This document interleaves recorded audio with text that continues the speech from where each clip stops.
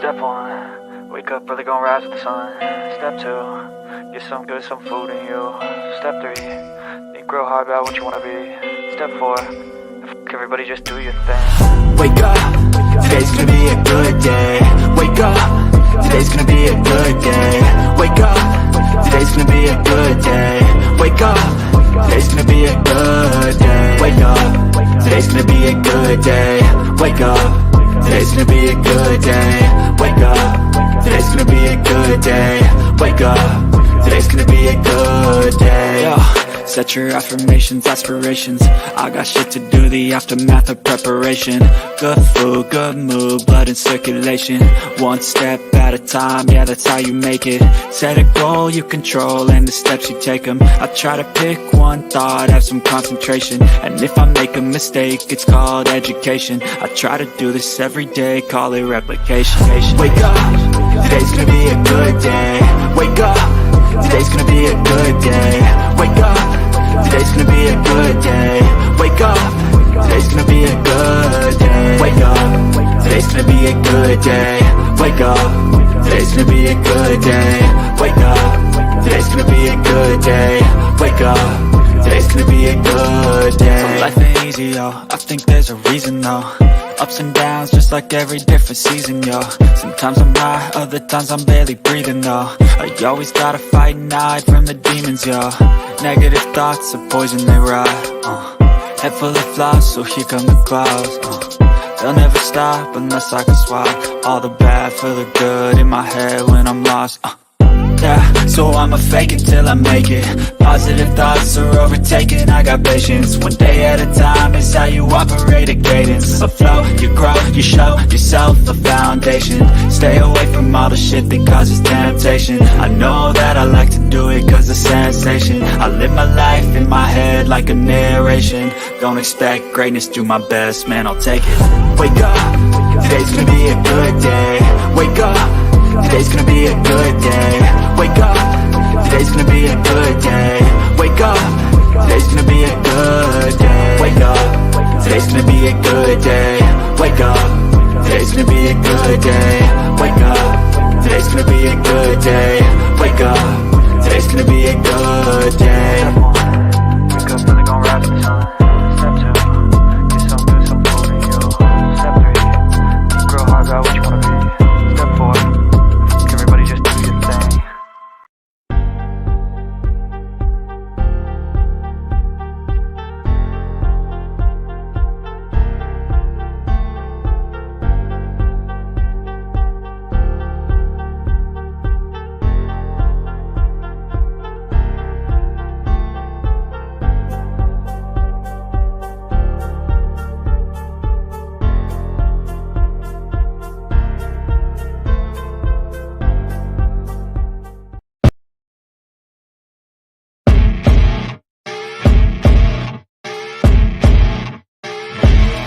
As you wake up in the morning, you want to find the latest, greatest information about criminal cases and have an intuitive conversation about the suspects associated with these cases. Head over to the Bullhorn Betty channel on YouTube.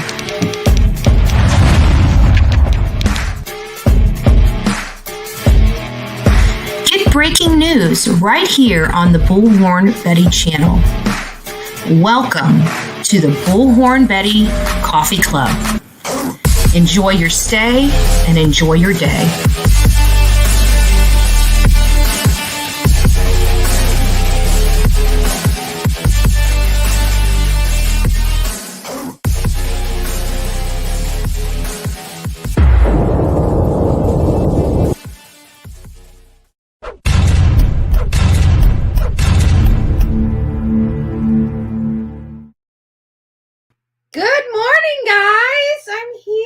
Bright and early, almost a little too early this Sunday. And why are we talking about Don Wells when we were out in the swamp looking for Paul and Miranda yesterday? And it's very simple. I came home and I dropped. I was so exhausted. I didn't walk in the door until like 8:45. By the time I unloaded everything, put everything away, I literally dropped. I was absolutely, utterly exhausted. It was hot. as hot can be in the Florida heat.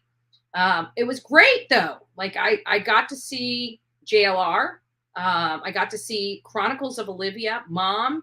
It felt like home. I have to be honest. It felt like home. I love collaborating with them. You guys know that I adore both of them, well, all three of them, because we count. I always attach Mom with Olivia. I always attach Mom with Olivia. So when I talk about, I always consider Olivia and Mom as one. But I love Mom. So they came and picked me up, and it was really, people got to give kudos to Chronicles of Olivia, because she was up at 3:00 in the morning. She ate something that did not agree with her, or she did some kind of, I don't know. She was sick. She was very, very sick. I was talking to her. Many of you guys know, well, maybe many of you guys don't know. I can tell you, Susiana, Guidance, and Eve know that I woke up at 3 a.m. because I was on panel with Guidance, Eve, and Susiana, right? At 3:00 in the morning. And it's because I had just woke up and I knew we were going to leave. And Olivia apparently she was feeling really, and she was throwing up at 3:00 in the morning. So when I saw that she was trying to reach out at me, I went to sleep, not last night, but the night before 7:00 at night, because she called me at 7 and I didn't even hear the phone ring. So I know I was, I went to bed super, super early. And so naturally I was up at 3:00, and she was telling me that she was sick. She didn't think she was going to make it. And, she was throwing up. She had been throwing up all night. She didn't eat something that settled well on her stomach, and she didn't think she was going to make it. She didn't think she was going to make it. So she didn't even really get much sleep. And I was getting up here, and I was actually tossing and turning, deciding whether I was going to go without her or just decide to pass. And so I was laying in bed. It was approaching 6:00 in the morning. And I'm trying to, process everything. Did I want to drive? Because I haven't changed the oil in the car. The car needs an oil change. And so I didn't really want to go that far without getting the oil changed. Obviously, it's too late to get an oil change and get there on time. But as I was processing this, Olivia reaches out to me and she's like, Mom and I are about to head out the door, and we'll see you here in a little bit. And I'm like, okay, well, time for Andrew to get up out of bed and get everything together, because Olivia and Mom's about to be here in 20 minutes to pick me up, and I need to move, right? So God bless Olivia. That shows you the dedication that one young woman has on these cases, where she is feeling absolutely awful, barely got any sleep because she's hugging a toilet, and manages to pull herself up by the bootstraps and get out there and work in that hot sun with us. That she didn't have to do. She didn't have to do. It's not that Paola's case is, this, social media sensational case, right? It's just not.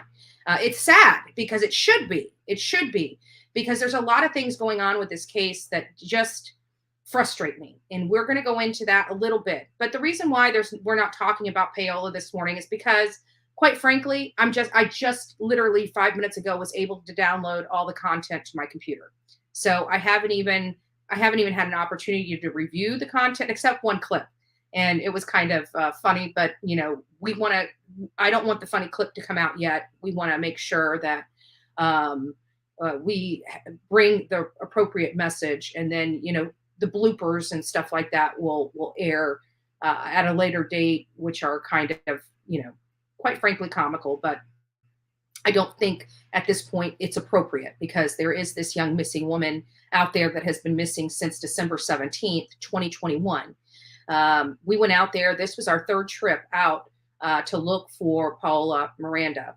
A lot of things have changed about this case, and I'm just going to touch briefly on it, and we will make sure that once I get this stuff up, maybe tomorrow, we'll talk about the search we did for Paola Miranda.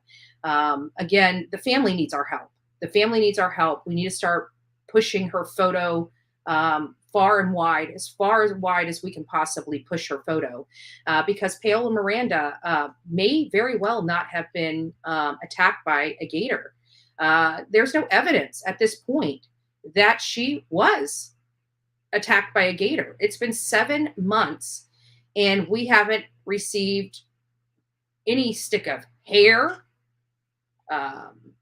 what else would be hair? They actually did pooled water samplings for 1.5 miles and did DNA on it. Nothing. So they've got no clothing, no earrings, no bones, fragments, anything indicative of this supposed gator attack that happened. We actually got in the water yesterday. All of us did. All of us got in the water. We got in the water in this alleged, gator infested water. And guess what? No gators. Not that there are not gators out there. Of course they are. Many people go out into that area and rent kayaks just to watch the gators sunbathe. They're driving their kayaks down the road with a gator swimming right next to them. Right? Just because there's gators out there doesn't mean that they see a human and say, "Ooh, lunch." To me, I think they would prefer a deer or a hog. But again, no evidence that this woman was attacked by a gator. None. Even the people that videotaped her in the water, they didn't hear splashing. They didn't hear screaming. We just heard about another gator attack in Sarasota, where we heard the gentleman that watched the attack happen calling 911. He was about to have a heart attack. Legitimately have a heart attack. He could hardly breathe because he watched this vicious attack happen. This woman screaming, right? It was evident that there was a gator attack going on. With Paola Miranda's case, there's none of that.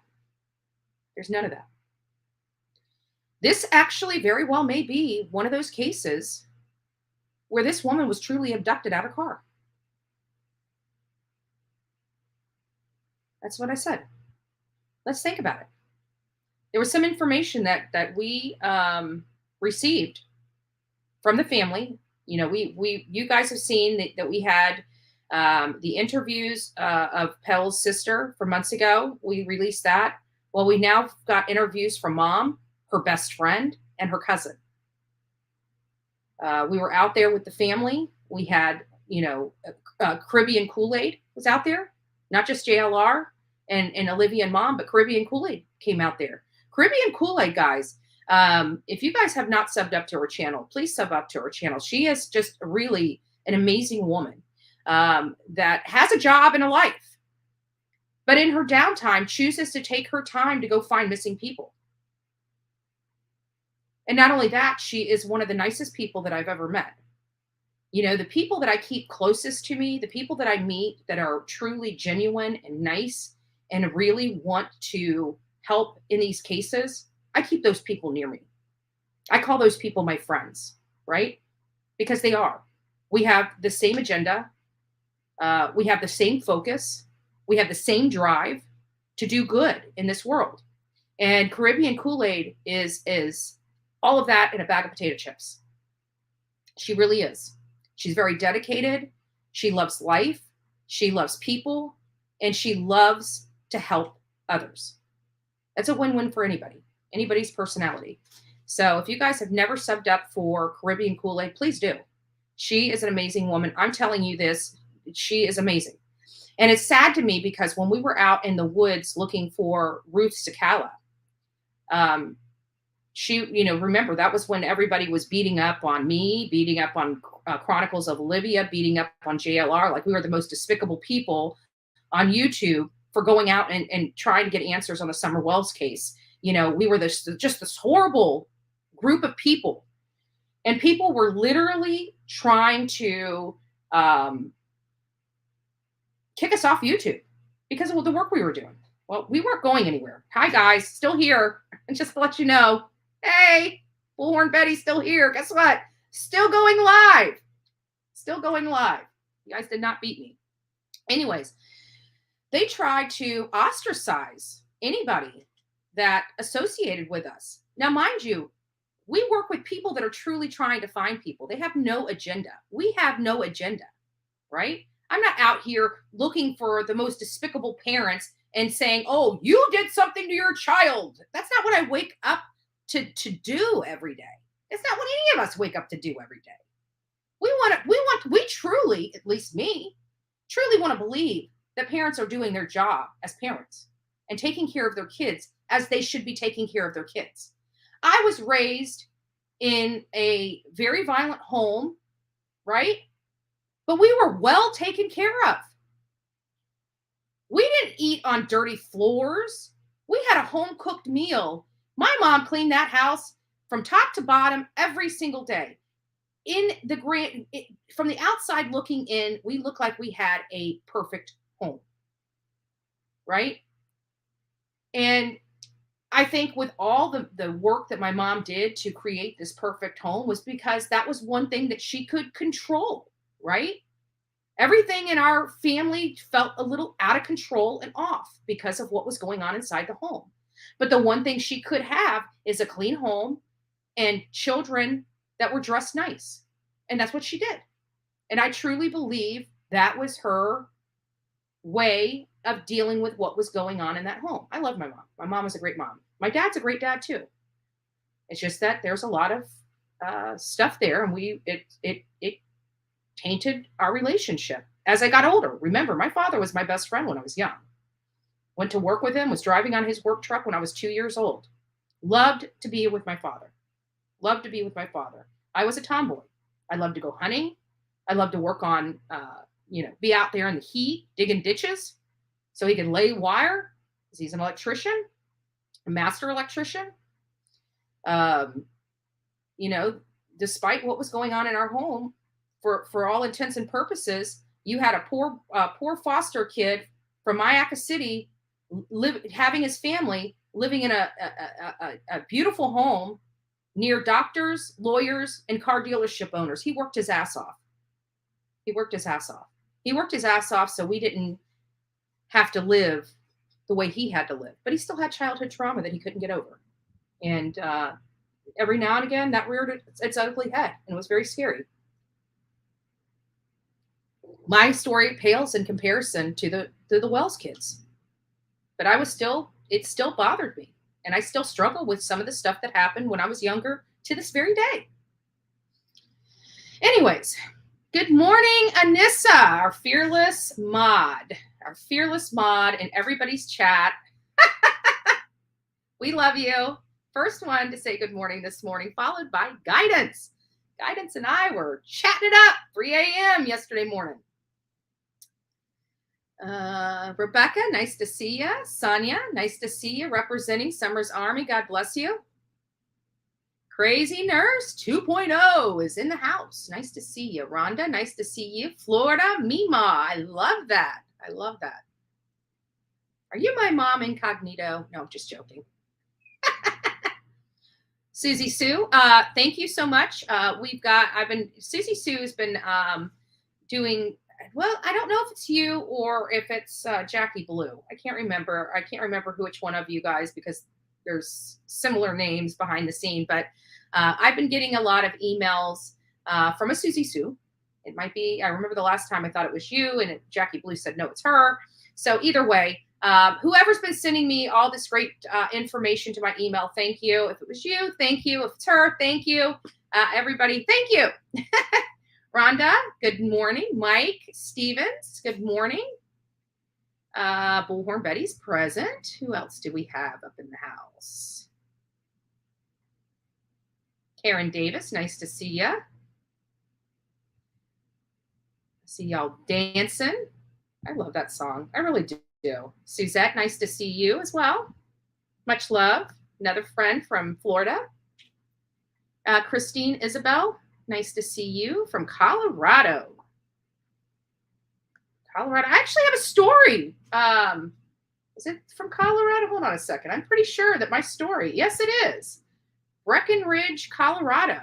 We're going to be helping your state here in just a few minutes. Sheila, nice to see you. Roddy Diesel, nice to see you as well. Angel, nice to see you. Toaster Oven, hey! You know what, Toaster? I was just talking about you yesterday. Your ears must have been ringing. I haven't seen you in here for a few days, and Olivia and I were together, and I was talking to her about the water hole in Tennessee. I was telling her about the story that we will not say online. But anyways, your ears must have been burning. We were just talking about you. I was telling her actually about your story because I wanted her to, jump aboard. There's a few of us out here that really want to do something special for you. We haven't quite. Everything's been so busy. We haven't quite done anything yet, but you're definitely in our thoughts and prayers. Absolutely, without a doubt. And would love to do something. And so, anyways, I was talking to Chronicles of Olivia. She's like, she couldn't believe your story. Your story is very heartbreaking, very amazing, though. I mean, your struggles and everything like that. I won't go too much into it. It's your business, and you loved us, but enough to share your story. So, but I did share it with Olivia, and I'd really like you to meet her. I really would. Nice to see you, Stephanie, Pebbles, Katie, Birdie, Crime Chat. Good morning.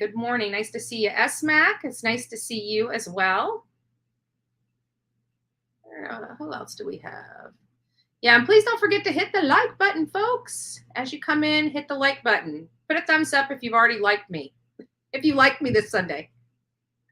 You guys get every day to become my friend again. Like me. No, I'm just joking.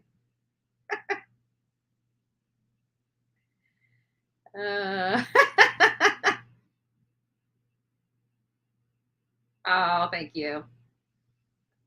Stephanie, nice to see you.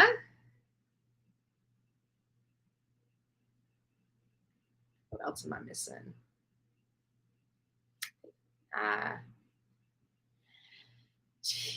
Oh, Lord.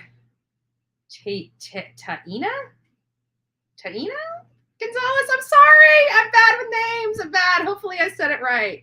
There's the crayon man. I was just thinking about you. I'm like, I haven't seen him here in a little minute. I hope you're doing good. I really do. It's nice to see you.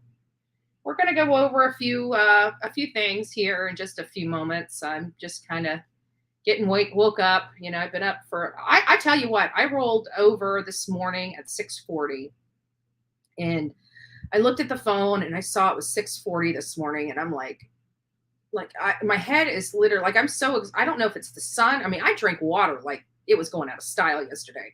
And I don't know if it was the fact that I'm just drained from the sun, the heat.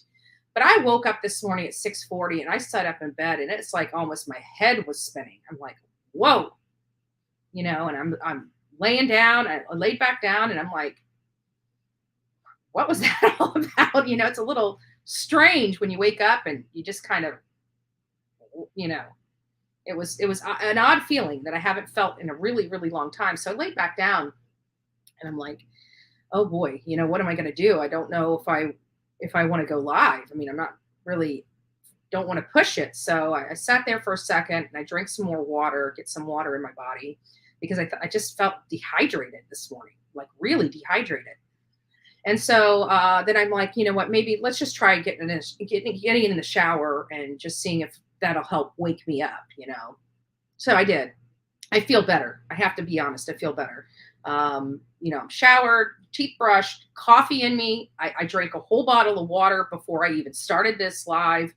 So I'm starting to feel, back to myself. But I tell you, this morning, when I woke up at 6:40, you guys almost didn't see me today. Like I looked at the clock, and I'm like, maybe today's not my day. It is Sunday. Maybe I just need to take the day off. But I'm just like, no, I need to go live. I haven't seen you guys. I know you guys are probably interested in what we did yesterday as a collaborative effort and team. I wish Caribbean Kool-Aid would have been able to come out to the park with us, but she was dealing, her and Cecilia, which is the cousin of Paola, really had a good connection and a good bond. And like I said, Caribbean Kool-Aid is all about looking up information and helping and being there with the family. And something had come up yesterday. I'm not going to go into it, but she needed to go with Cecilia to handle business related to Paola. So that was completely understandable. So we had to go on without her. We were heading home I'm not lying. Now, mind you, she lives about 2 hours away from 2 to 2.5 hours, just like us, but in a different direction, away from Osceola County, where we were meeting. And she was still there with the family calling me because they were going through some interviews that we had done. And she was calling me, asking me questions at 8:30 at night. She hadn't even left there. I'm curious if she got home, when she got home. She had to have gotten home at like 10, 11, maybe even after midnight. She was with that family working and trying to help them. Yes, Bertie, with the thing, Bert, I just saw your bone fragments. Yes, there's something. There's got to be something out there that, don't just, they would never allege. This is what I don't understand about law enforcement. They would never allege that somebody is a primary person of interest, or that somebody, died this way or that way or stuff like that without proper evidence. Yet, in this one case, and probably many others, in this particular case, they have no evidence that she was attacked by a gator. None. Yet that's what they're peddling to the public so they don't have to do their job. I'm sorry, just because she was in the wilderness doesn't mean something nefarious didn't happen. And quite frankly, this was one of the issues that we came up with when we were out there searching. We went out there in the woods and we expressed that, yes, she could potentially get lost, but who the hell gets out there in those dense woods and decides to go walking? It's not something that's enjoyable. And if she was turned around, she would have just turned her body around and went back the opposite direction that she just came up from. Anybody with common sense would have done that. We went out there in the woods with the rattlesnakes and the coyotes and the bears and everything like that. And we went looking for her just in case she got too overheated or got delusional, some lack of water, and decided to go roam into this dense swamp. I just never saw that. I never saw somebody, she's very smart, a professional woman, never saw her doing something like that. But, that conversation is left for another day. But it doesn't look good. And it's upsetting me so much that law enforcement have just washed their hands of this case, pegged it as a gator, no evidence of such, and leaves the family to fend for themselves, trying to make heads or tails of this. And still to this day, 7 months later, not a stick of clothes, not a bone fragment, not DNA in the water, nothing indicative that she was attacked. Nothing. Literally not a scintilla of evidence that has happened. But when you look at the whole picture, it does have it has almost a foul play scent to it.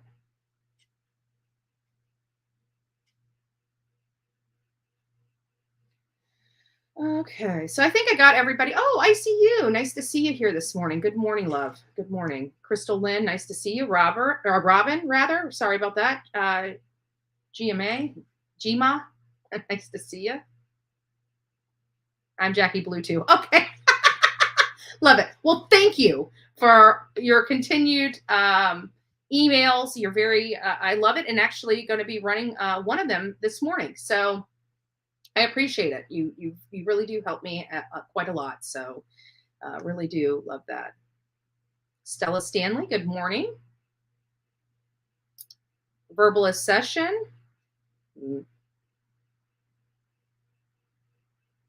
What is it? MZ, Mr. Sister. Nice to see you. Hopefully I said that right. Some of these names are so clever. They're so clever that I can't read them. Trudy, Melinda, nice to see you.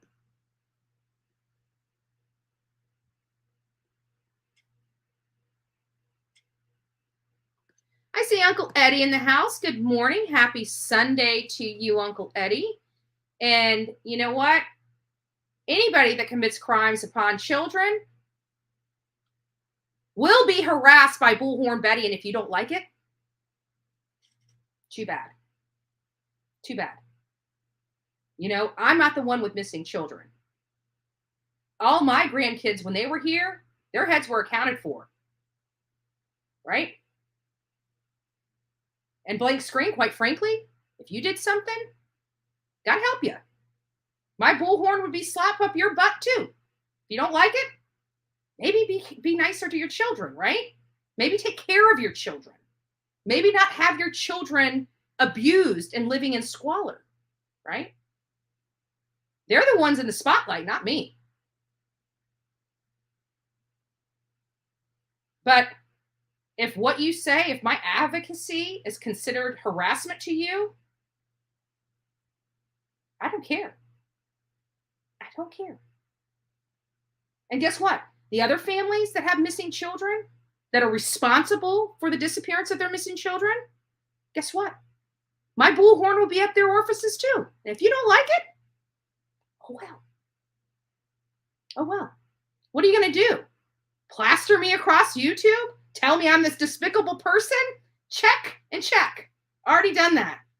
Old news now. Why do you think everything's died off about me, right? All they had was shit from 20 years ago and 10 years ago, a decade ago and 2 decades ago to beat me over the head with. Well, you done did that now. So what are you going to do? What are you going to do? Oh, she's harassing them. Cry me a river, build me a bridge, and yep, over it.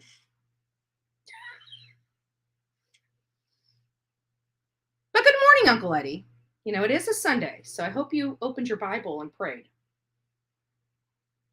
As says I'm so despicable, hey, I could always use prayers.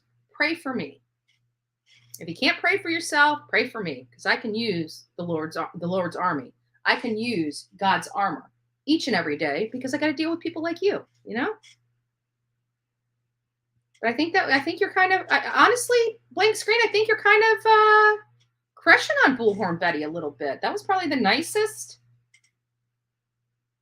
comment you've had on this channel in quite a while. Maybe it's because it's Sunday. Good for you. Good for you.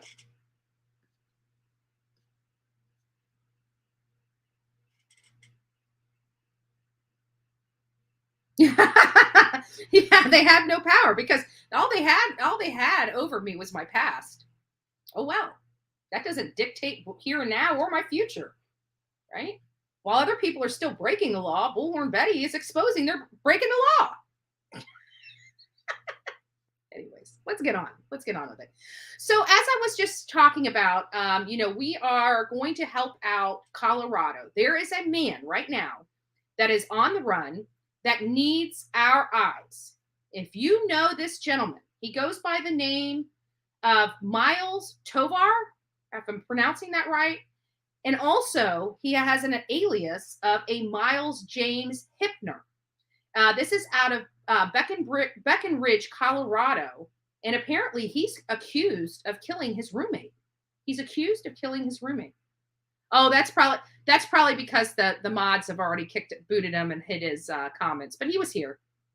Let me see if I can find his comments. Hold on here. Let's see. I just passed him.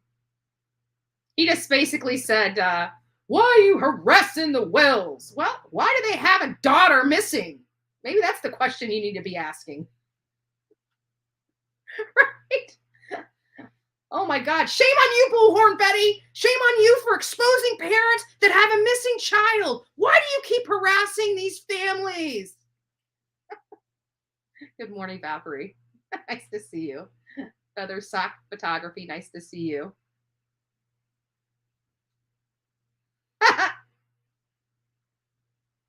There you go. There you go. Nice to see you. Nice to see you. We a little cray-cray up in here. We're a little cray-cray. Oh, I must have hurt Blank Screen's feelings. Because obviously Molly Golightly from Wife Swap is clearly not Molly. Okay. It's trying, and they call grifter. You know what? Let me give you a definition education, Uncle Eddie, because we know it's you. Let's look up a grifter. Let's look up what grifting means. Let's look it up. Let me help you out with the definition because you can't look it up on Google yourself. Let me help you with this. So a grifter is a person who engages in petty or small-scale swindling. Small-scale swindling. Can you explain to me?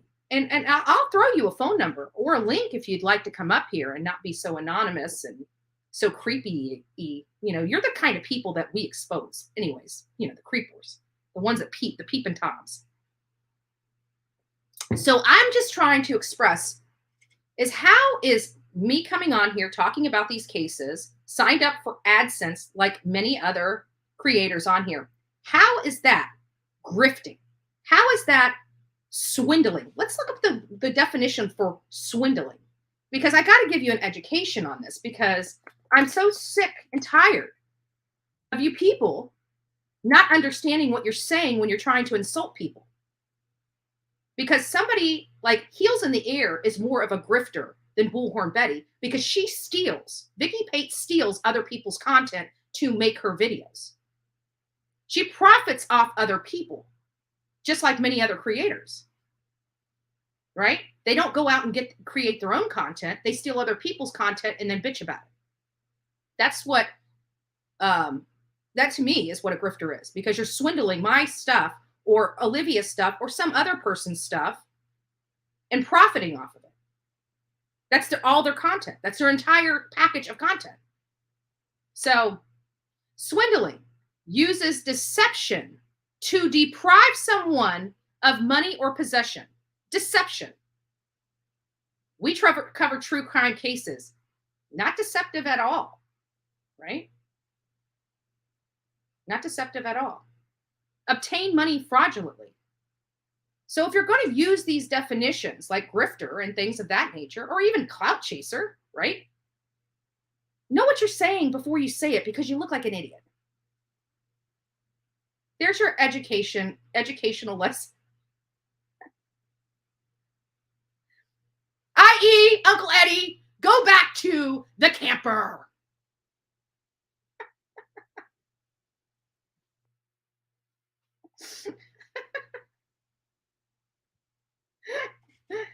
Hi, Feather Socks. Yes, we're a true crime channel.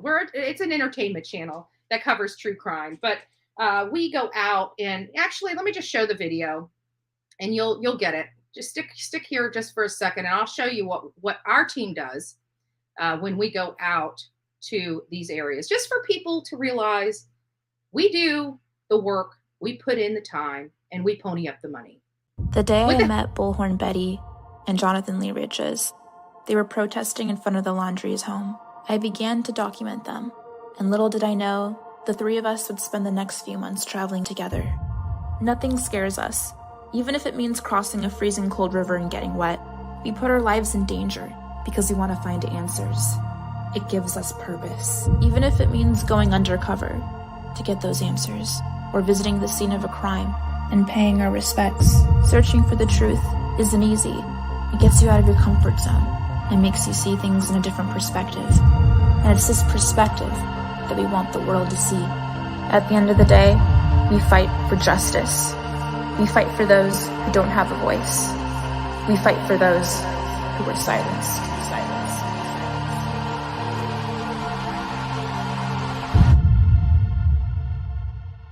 Our next case, we search for Paula Miranda. She was last seen swimming in this river. Here's our Paula's family. Found 2 footprints they believe belonged to her. She left her phone and keys in her car. Her sister tells us that's extremely unusual for her to do that. Stay tuned as we venture deep into Wekiwa Springs State Park to help find her.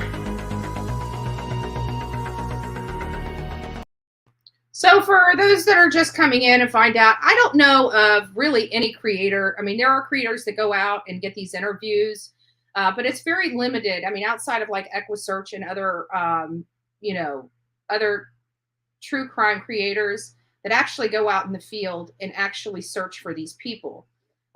We really try hard not to just tell you guys information. We try to go out there and get the information to you from the horse's mouth. We went out there. That's the new case. I was just out there again yesterday for Paula Miranda. We didn't go deep into the wilderness this time. We decided to get into the water because there's been a lot of people out there, that just, it's a gator, right? But what if it's not? This woman's not getting justice. And whenever you have keys, wallet, phone in a car with Sandy's shoes, and there's no, it almost, Could somebody walk all 2 miles without shoes? Possibly. But in all reality, oh, and that's another thing. If she had shoes on, where are the shoes? There were no shoes left on the banks. There were no shoes floating in the water. So where are the shoes? Her family believes she made it back to her vehicle. And everything was in her vehicle. And the car was unlocked. Yeah.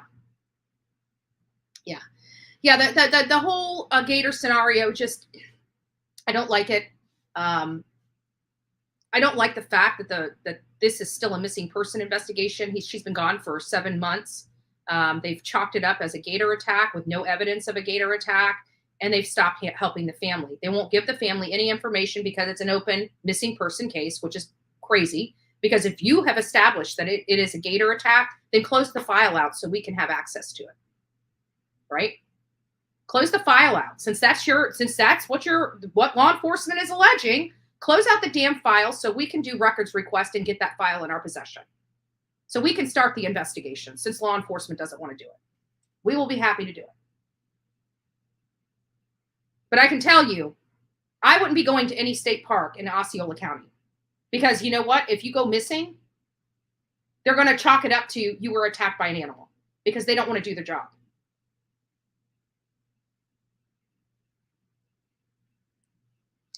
All right, so getting back on course for now. So this is coming out of Beacon, Colorado. This is the gentleman. If you guys recognize this man, he is wanted in connection with the death of his roommate.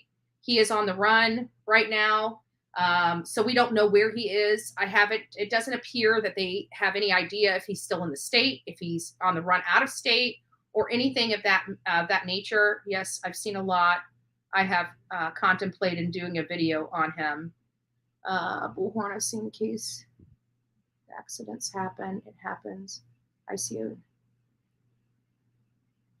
What's up with an employee did not match what detective said. Yeah. So, yeah, the Powell case is just crazy. But we're gonna take a deep dive. I don't want to go too much into the Paola Miranda stuff because I've got a lot of content here that I need to go through, and I will bring that. That'll be our Monday morning live. We'll go over what we did for Paola. We'll go over the interviews her family gave us. This family is pissed, and they have every right to be pissed.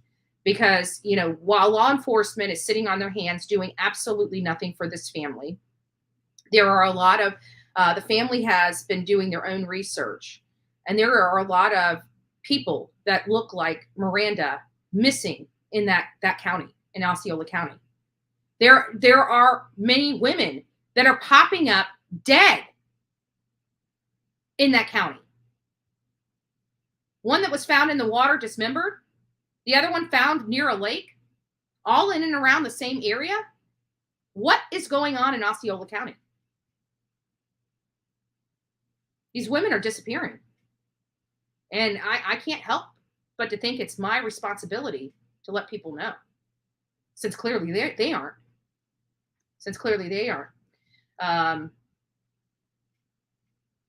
So I have a Tennessee address. Just let me know where I can file for you. Oh, Valkyrie Corner. Reach out to me on bullhornbetty@gmail.com. I've already got all the paperwork. But yeah, I would like, if you're doing, I don't know if you have a channel or not. You're more than welcome to use the stuff yourself, but I'd like copies of it if you can get it. I've got multiple requests that I'd like to make in Tennessee. So please reach out to me at bullhornbetty@gmail.com.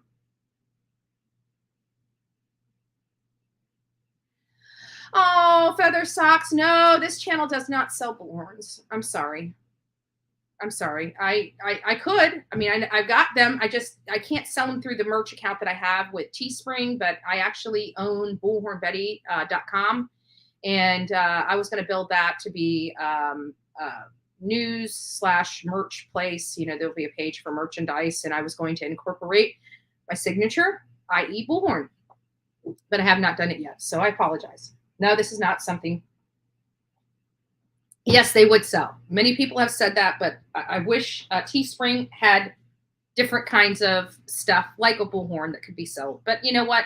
I think the bullhorn that I think I want a custom bullhorn, so I've got to work with somebody because I want to make sure that whoever gets a bullhorn from Bullhorn Betty, it has Bullhorn Betty's logo as well as my signature on it for a keepsake that's functional. So if you guys want to use it, you can use it. We'll have the Bullhorn Betty clan out in force. I did get the Amber Alert. Yes. No, wait a minute. Not yesterday. I got an Amber Alert the day before. But no, I did not get an Amber Alert yesterday. Okay, so TLC says there's Valkyrie Corner's YouTube channel if you'd like. Yeah, I'd love the help to learn.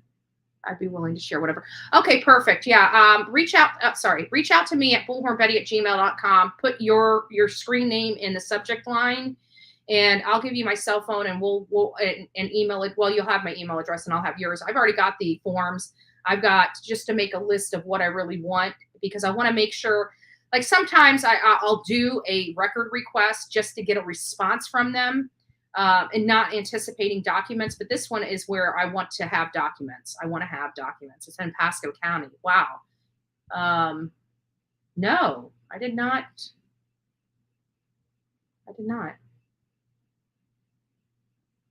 Thank you, Anissa. I appreciate that. 17-year-old girl kidnapped. Oh my gosh. Let's see.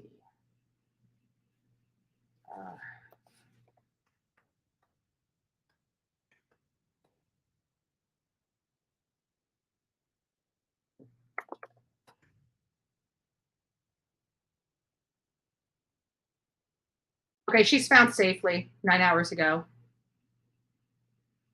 That's why it's hard to do the, that's why I always do the 8 and under because typically those are legit. When you start getting into 15, 16, 17-year-old children, you while they're important, don't get me wrong, don't want to say anything. While they are so important, it is possible more prevalent for them being run away because their parents didn't let them play with their friend or didn't want them having that boyfriend or something like that. And there's always that dynamic where they say screw the parents, I'm going to do whatever the hell I want to do and run out the door, and that's why you don't see them.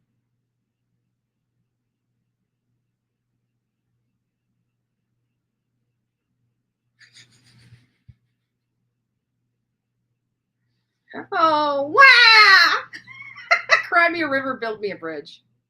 Oh, I'm going to tattle on her. Uncle Eddie, you're being a Karen. You're being a Karen.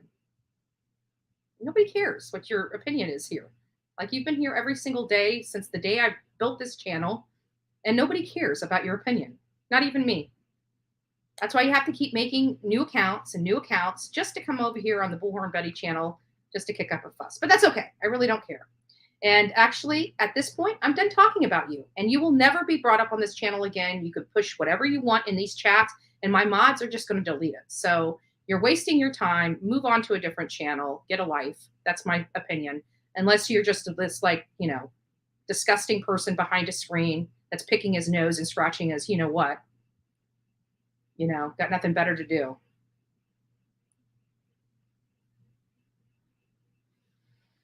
Well, the proof I can provide you, if you want it, I'll take you down to Myakkahatchee Creek Environmental Park and you can dig up a soil sample and have it tested because his entire body soaked into that ground. It was the most disgusting smell I had ever smelt in my life.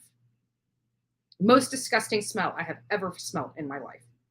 And quite frankly, don't think that the FBI and FDLE, whether we take stock in the local police or not, I don't think they give one iota about these parents or that kid. It's just a file. It's a number.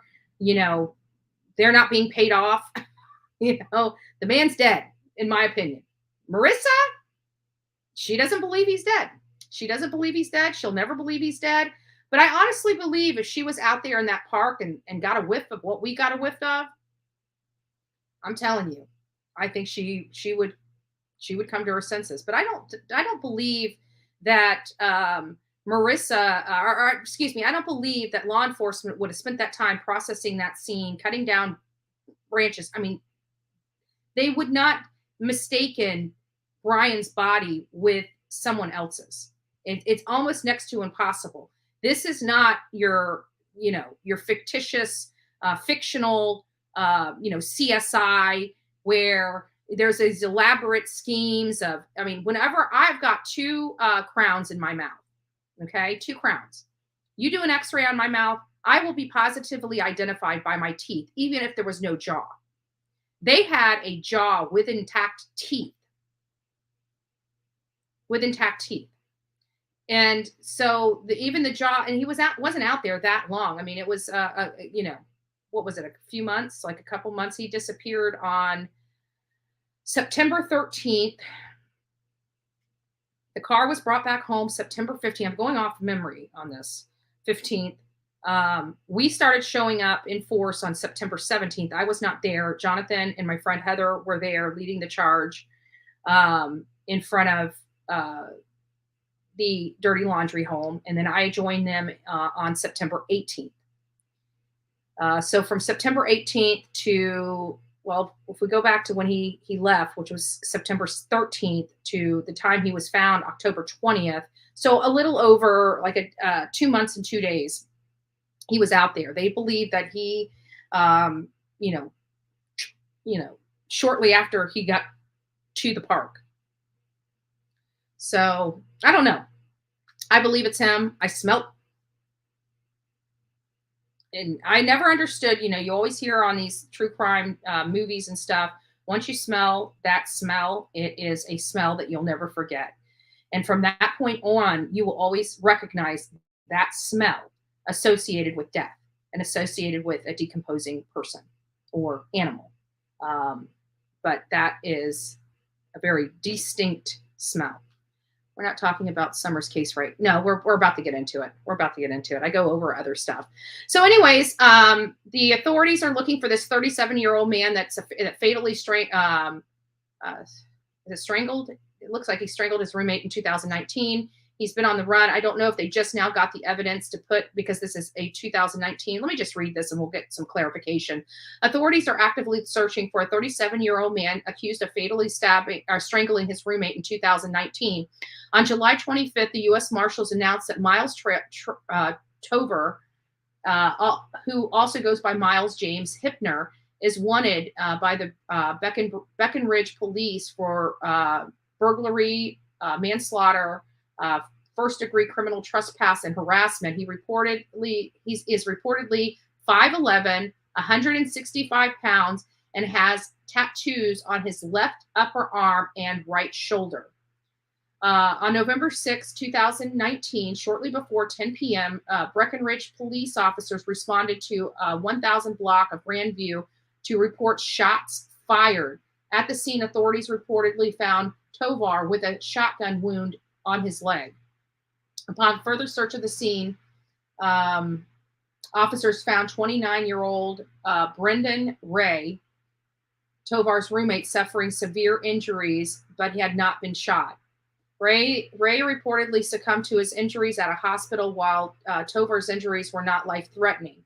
According to this news conglomerate, an autopsy report revealed Ray's manner of death, which was ruled a homicide by strangulation. Ray and Tovar allegedly got into an argument that night after drinking, and it got physical. Tovar reportedly heard a loud bang as a bullet hit him in his leg. He allegedly put Ray in a headlock for self-defense and heard another bang. Tovar held Reyes on the ground until he stopped moving. U.S. Marshals said they're offering a $2,500 reward for any information leading to Tovar's arrest. Tovar allegedly has ties to Colorado, New York, Florida, and the Caribbean islands. So we just want to make sure that we help Colorado. There's the gentleman right there. If you guys have seen him, he may have dyed his hair. He may be full beard. He may be fully shaved. But just remember, he may not look this way. Look at the distinguishing features. I think the distinguishing features on this man really are his eyes and nose. Those would be the distinguishing features that he would never be able to change at all, with dye and other stuff. His nose is very distinct.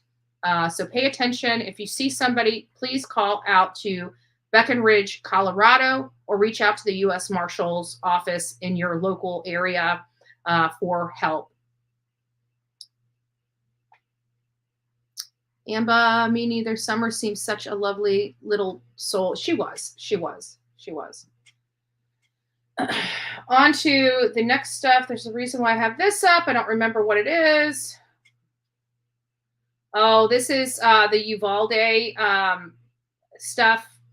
The mom. It's crazy. So I read all the articles. Many of you guys don't know that the mom did break her silence related to her son, which was Salvador Ramos. I ran a couple, when this was breaking off, I ran a couple videos as it was breaking news on here. And he, went into a school, did some unspeakable things inside that school. We're not going to go into the details of that. Many of you guys that know about what he did, otherwise, please go and find out what Salvador Ramos is accused of doing. But it was a mass shooting at a school with young children after shooting his grandmother in the face. So it was pretty horrific. But the mom broke her silence. I didn't realize this. She broke her silence, I think, a week or two after this incident had happened. And the bad part is that the mom was trying at first to say her son is not violent. She told a few organizations that her son was not violent, that she can't believe that he would do anything like this. But then she goes on to another, which is this one right here, goes on to tell the reporter that he had a lot of rage. How can you be not violent, but the mom is scared about the child raging? That does not make sense. They knew something was going on with this boy long before it got to this point. And instead of addressing or getting him help that he needed, she ships him off and puts her own parents in jeopardy because she does not want to acknowledge that her son is really screwed up. And it jeopardized the lives of 19 young children. And I'm sorry. This family knew something was wrong with this man. I don't care what they try to convince the rest of us. They knew something was wrong with him. They knew he was socially awkward. They kept saying, oh, he kept to himself. Normal people, even introverts, don't keep to themselves so much so that they're living with their own grandparents and barely have a conversation with them.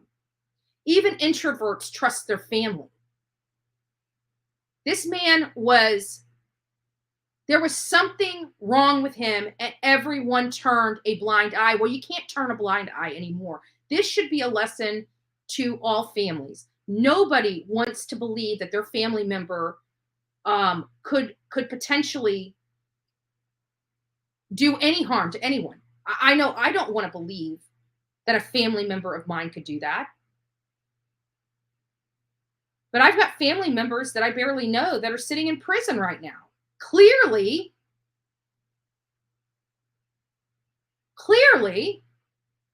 everyone given the right ingredients can be lethal. Okay?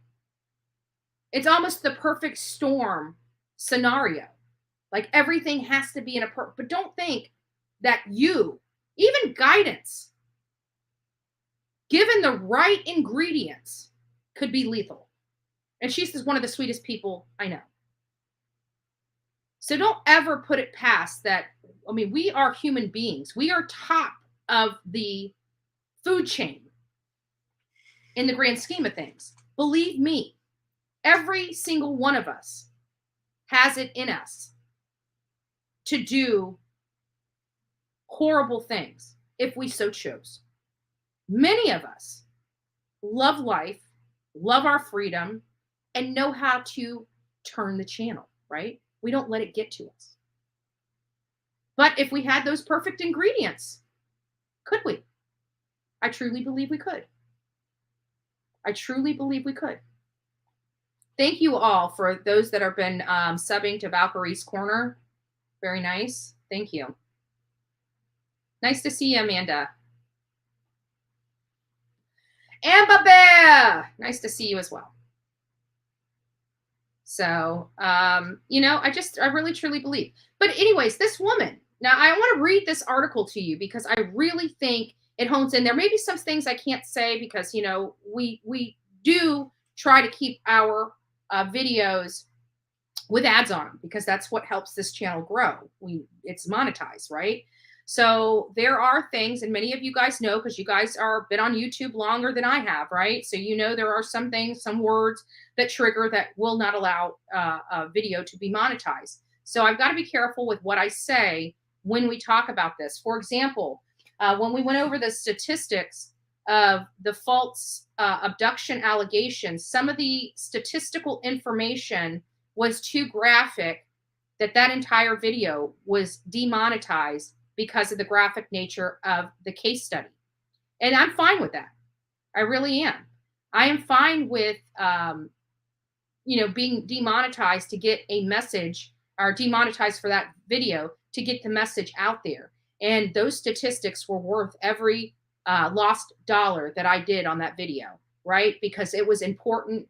It was important information that everybody needs to have. I'm fine with that. I'm fine with that. Every human is capable. Scary but true. Absolutely. Absolutely. And we can't act like it's not. I mean, we are all well, whether we're timid or not, and whether we have what it takes at the time, but I believe with the perfect ingredients, any of us can be lethal. And I think that then you're right. It is scary. It is scary. We all have, we learn about it in our schools that we all have a fight or flight mechanism in us. And most of us retreat. We don't fight. And we do that because we don't want to get involved. It's not worth it to us, right? But there are things that are worth it to us. Like if it comes to my family, if somebody physically injures my family intentionally or gravely, there's just some things worth fighting for. And those would be one of them for Bullhorn Betty. Those would be one of them for Bullhorn Betty. Thank God that has not happened, but it would be, that would be the one. My grandkids, I'll bet your bottom dollar. Bring those silver bracelets. Bring those silver bracelets. I won't even fight with law enforcement. I'll do my own bidding and deal with the consequences. But don't screw with my babies. The mother of an 18-year-old maniac, you know, we already know what he did at a Texas elementary school. Adriana Reyes insisted to ABC News that her mass murdering son, Salvador Ramos, responsible for the second deadliest school shooting in U.S. history, was not a monster. I beg to differ. Still, she admitted she had uneasy feelings sometimes, like, what are you up to? So this is his own mother trying to convince the people that this monster is not a monster. But let's keep reading, right? Because she's basically saying, you know, I've even wondered what he's up to. He can be aggressive if he got really mad, she admitted of her son, who started buying, you know, this arsenal the day after he turned 18. We all have rage, she told outlets from her home, conceding some people have it more than others. She says rage. Many people joke around here because, you know, there's been things, oh, Bullhorn Betty is raging on here. When I'm not. I'm just, you know, like with that whole people going and taking souvenirs from Summer Wells Memorial out at the waterhole is despicable, and shame on those people. And they try to say, oh, it was no, it was not the park rangers. We spoke with the park rangers. They didn't touch any of it. So we know you stole the stuff. So quit lying, right? Quit lying. It wasn't the park rangers. You took whatever you wanted from that because you thought the park rangers were going to take it. Let's be honest. That's the truth. You're a thief, whoever was responsible for that. And I will stand on that, whether I stand alone on that. You are a thief, and you took something from a little baby girl, 6-year-old girl that has had everything taken from her. And whoever was responsible for that, shame on you. But don't sit here and say it was the park rangers, because I know for a damn fact it wasn't. Why? Because I pick up the phone and ask. That was not raging. That was being pissed. But people say it was raging. They're true ragers. We've seen people rage, right? And it's not being angry. It's literally being so filled with anger that you literally cannot control what you are doing. That is truly rage. So she says that we all have rage, which I believe. I can tell you when I raged. I raged when my son-in-law got killed on his motorcycle. I was a raging lunatic. I was angry. I was hurt. Good morning, Crystal. Nice to see you. My mother always told me, as much as she loved all her kids, if they'd done anything bad, she would have no hesitation in calling the police. That is a good parent. That is a good parent. There are still a lot of good parents out there. And I bet you teach your children the same darn thing. My dad would do the same thing to me. My mom would do the same thing to me. If they knew I did something horrific, they would spend their pennies to make sure I had the best attorney possible. But to try to hide, con, and scam that I didn't do it, they wouldn't be any part of it. They would take me right down to the police station and say, Andrew, keep your mouth shut, hand over the card to my attorney, and let me go through the process. That's what a good parent does. That's what a good parent does. You know, my mom's been in court hearings with me, right? I've been in trouble before. Many of you guys know that. In my 20s, my mom stood, she hated dealing with it, but she stood by my side.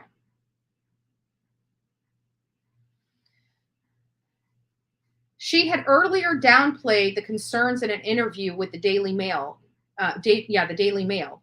She said, my son wasn't a violent person. I'm surprised by what he did, she told the outlet earlier Wednesday. She said her son was a loner and kept to himself and didn't have many friends.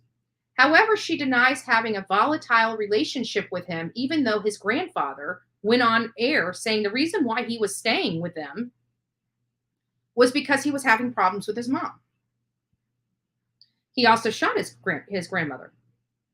She was telling them that she can't believe it because he loves her mom.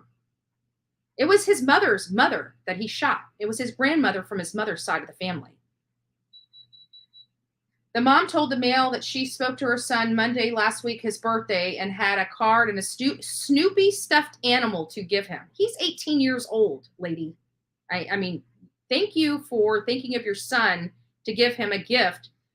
But do we not see that is odd, that she's giving her 18-year-old son a card and a Snoopy stuffed animal? What? I'm sorry, guys. Don't do that to your children.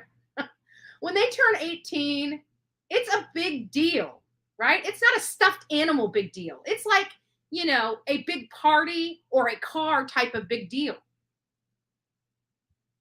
And she gets this boy that she doesn't have a problem with, this stuffed animal. This to me makes me feel like his mother still thinks he's a kid, a little baby. I don't know. I don't know.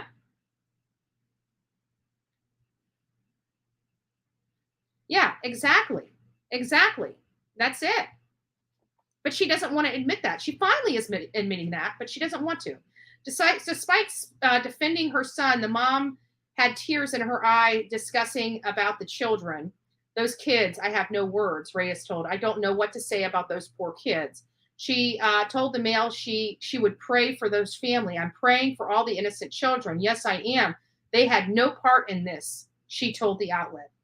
Her father, Rolando Reyes, which has been convicted. We did a story on him about, he's a felon. The grandfather, like nobody in this family outside of the mom. I didn't even look at the mom. Even his father, his biological father, was a felon as well. She lost. People are saying that she lost her son too. And I get that she lost her son, but she knew what he was capable of and did nothing, and thought maybe moving him over to her elderly parents' house was the best solution for this volatile, raging son, to move them over to her parents' home, putting them in jeopardy because she was living with this boy. She knew what he was capable of, and she kept her mouth shut until 19 children and 2 teachers were killed. Now she's trying to convince the people that her son is not a monster. I'm sorry, lady. You should have got him help. But your son definitely is a monster. And I'm sorry, but you had control over that. You knew before he turned 18. You could have helped him. You could have got him the help he needed. But what did you do?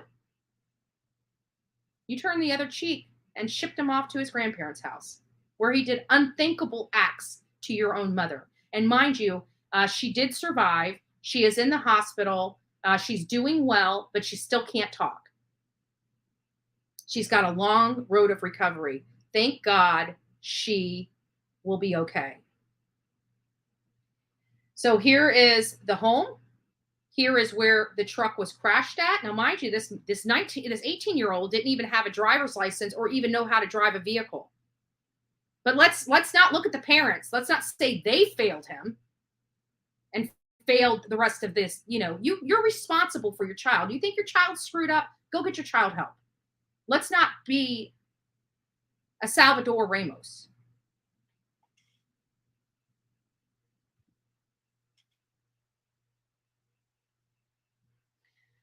Not liking those, not liking the fact that you can't say a whole lot on here, right? For the trolls, we've got just about every single word restricted that trolls use. And trolls can literally come in here and say, I love you, Betty. That's about it. Just joking. Gotta love YouTube. Hi, Victoria. Nice to see you. Stephanie, he didn't know how to drive. He had no driver's license. This was the first time he ever drove. I'm surprised he got that far.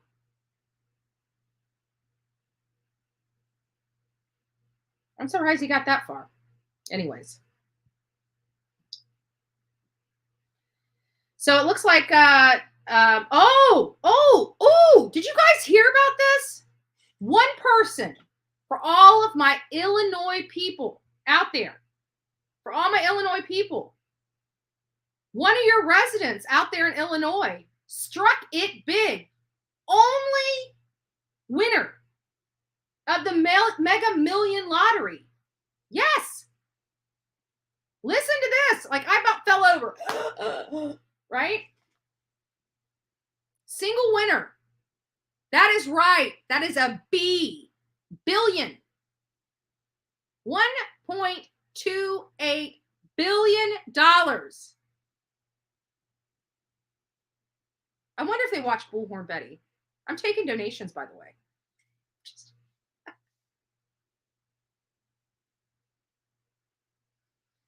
Oh my goodness. Oh, and then you know what? Also with that Uvalde, one of the teacher's husbands collapsed with a heart attack.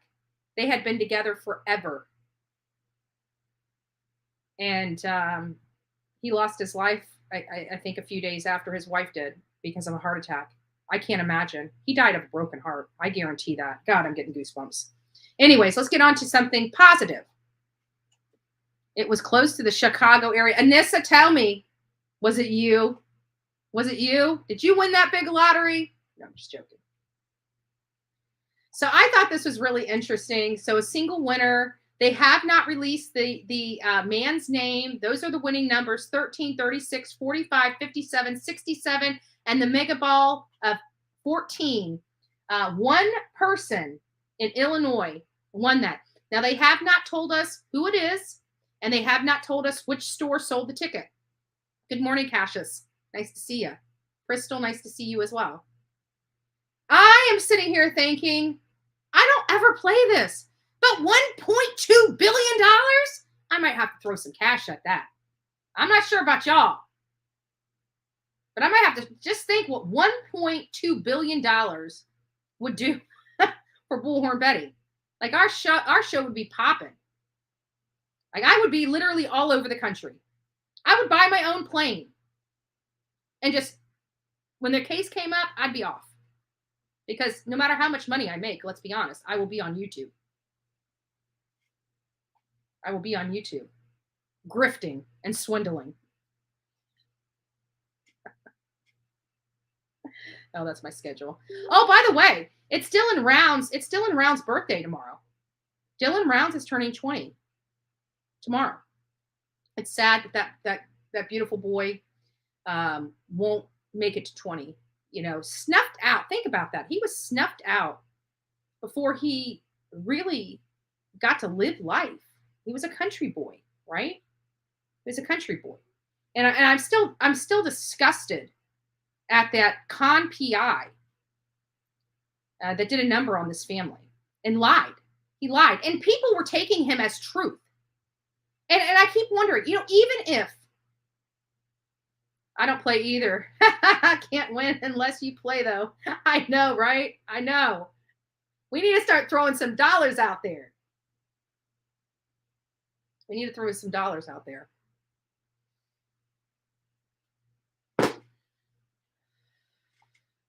Oh, Amanda's birthday is Tuesday.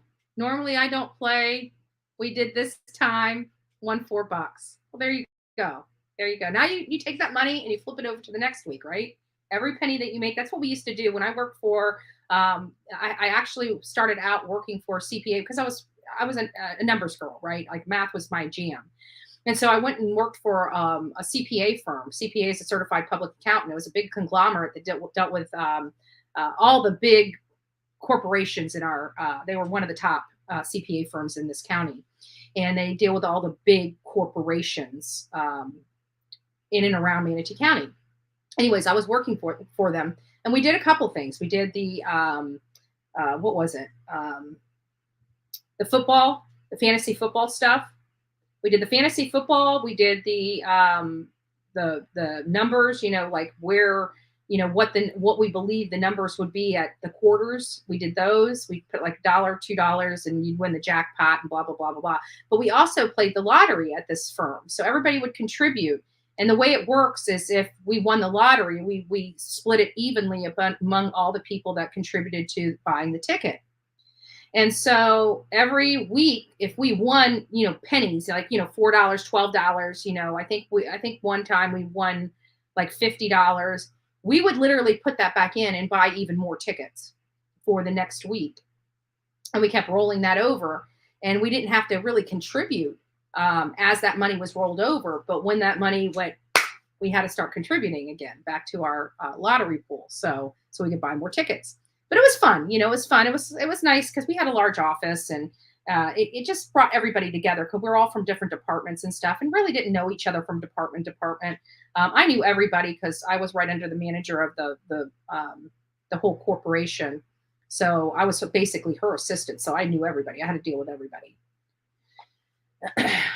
I collected from 50 people every week. Yep. 3 years to play. We never won.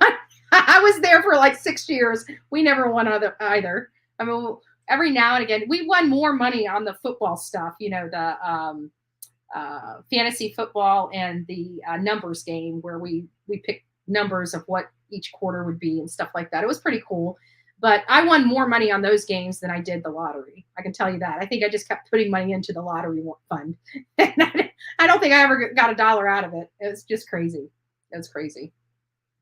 I won like 150 off Mega Millions 10 years ago.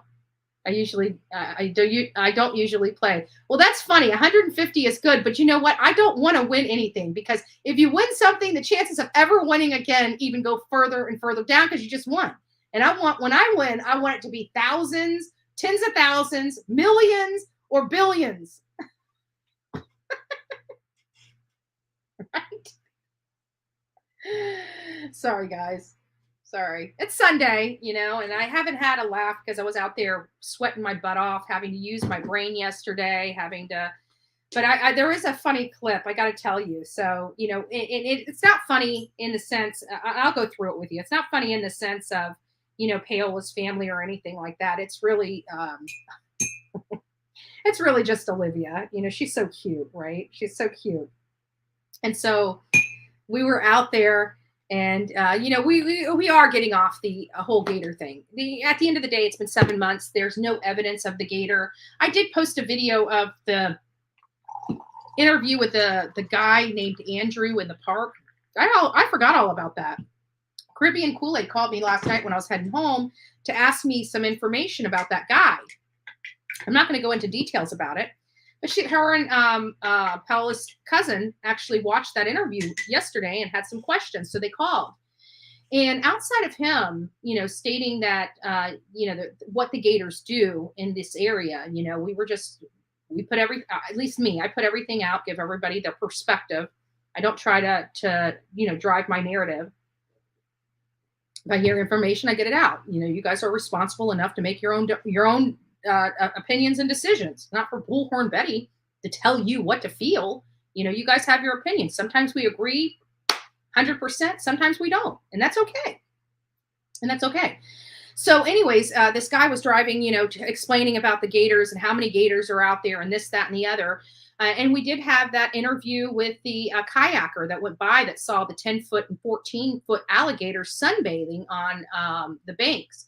We also heard from other people that were local there that really is the tourist attraction. People rent kayaks and canoes just to watch the gators, just to have the gators swim next to them, watch the big gators sunbathe, because let's be honest, they can be deadly to human beings. They can.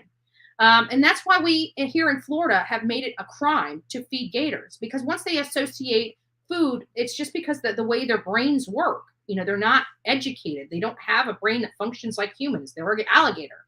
But once you feed an alligator, their aggression toward humans go way up. That's why it's absolutely illegal to feed alligators. Don't ever feed an alligator. Ever. Seriously. Don't ever feed an alligator. I don't care where you're from and whether it's illegal. It's bad. It's bad. You don't want them near you. You don't want them associating you with lunch. Just don't feed them. So, long story short, outside of this, the possibility of being a gator, yeah, it's possible. It's also possible that she could have gotten bitten by a water moccasin or a rattlesnake. But there's no evidence of that, right? And so we're out here and we get into that water. And so our thoughts about what happened to Paola, came down to two things: foul play, abducted, or a gator.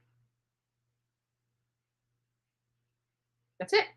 Those were the ones. We went through a laundry list. I think we had like 5 or 6 possibilities that could have happened to her, from a medical condition, heart attack, to getting out of the water and wandering off and getting lost out in that swamp, to snake bites, to other animals, gator, and foul play abduction, stranger danger abduction.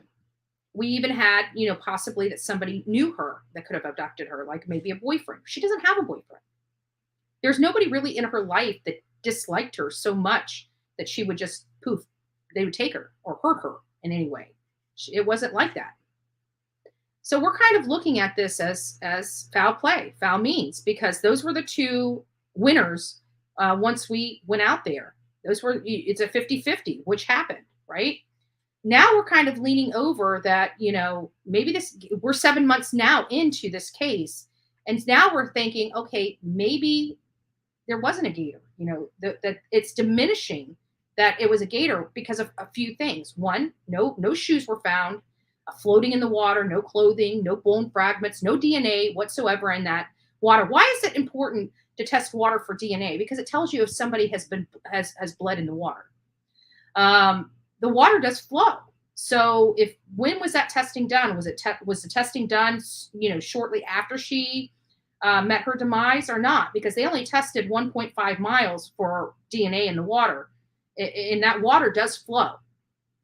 It's not a brisk flow, like it knocks you over, but it's got its, it flows. It flows fairly strong.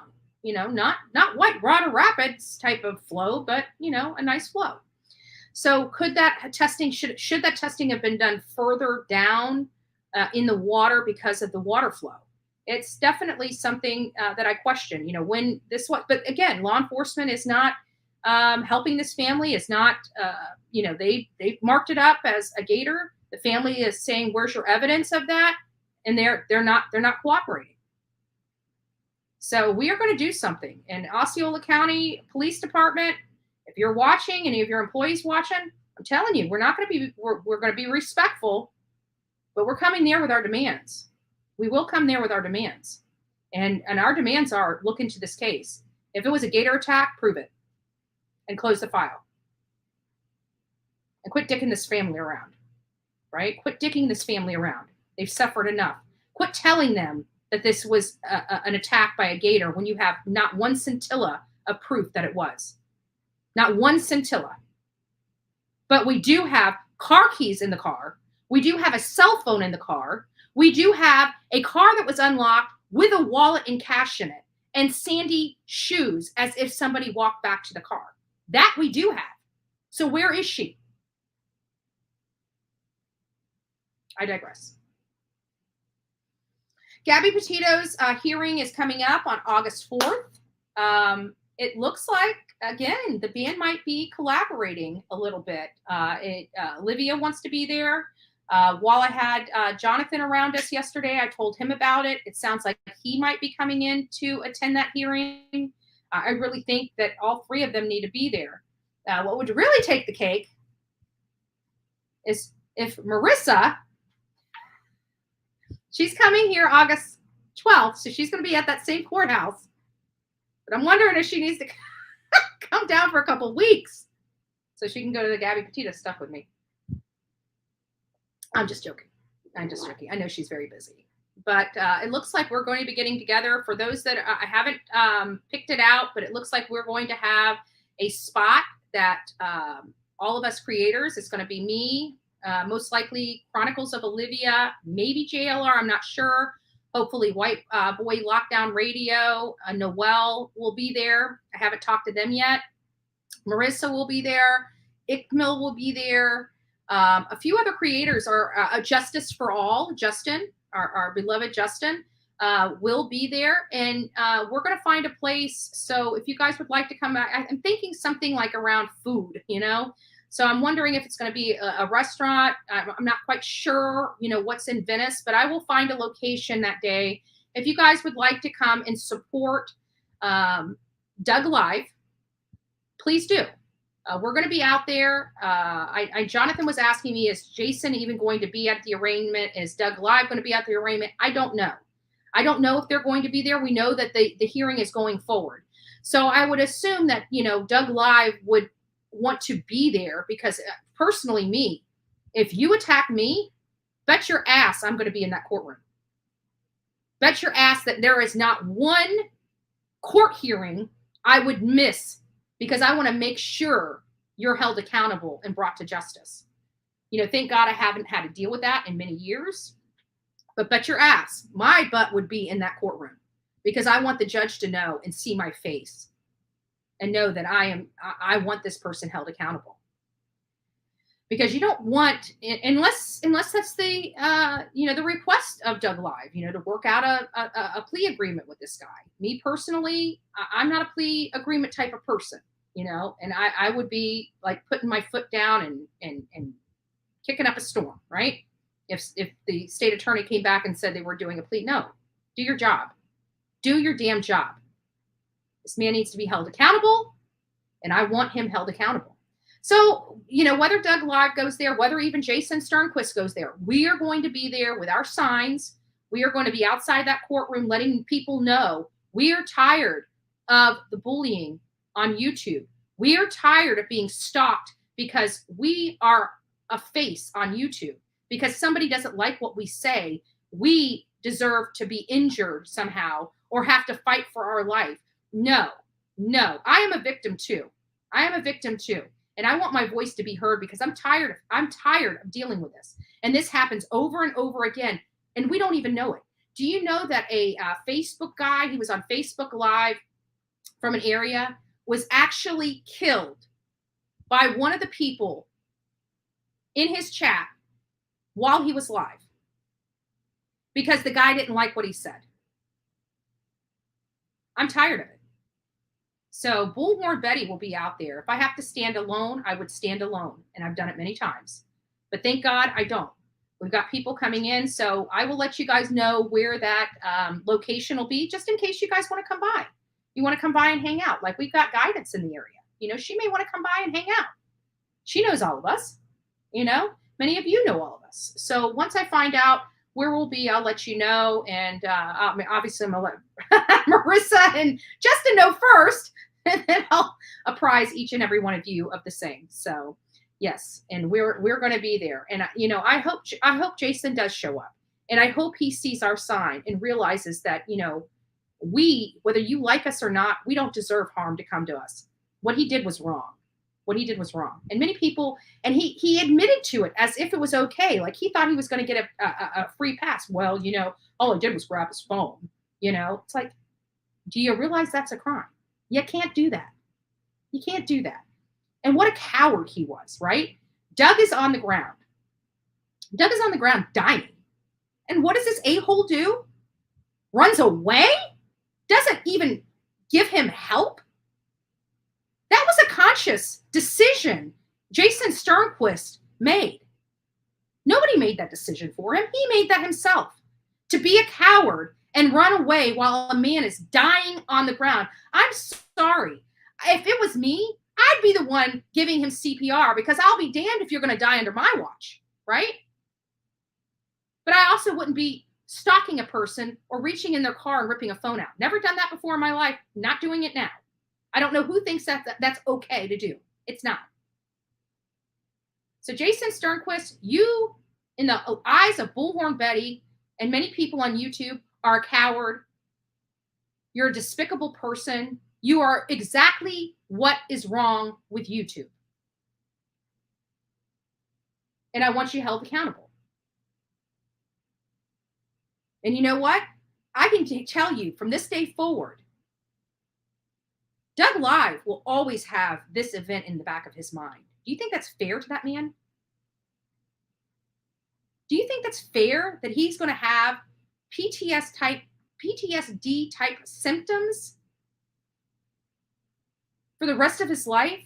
Not being, because he's always going to be thinking somebody's following him and looking behind his back. He's not going to be that. I hope he gets that bubbly personality that everybody has come to enjoy with Doug Live. I hope he gets that back. And I hope he doesn't allow this to affect him. But it's hard not to. He almost lost his life. He fought like hell to be here. When I first broke this story about Doug Live being in fighting for his life and on life support, I honestly didn't think he was going to make it. Or if he was going to make it, he would have some permanent brain injuries from this event. Thank God I was wrong. I was wrong. And this is one of the best things I love to be wrong about. But it wasn't looking good. And we are very thankful that it didn't end worse.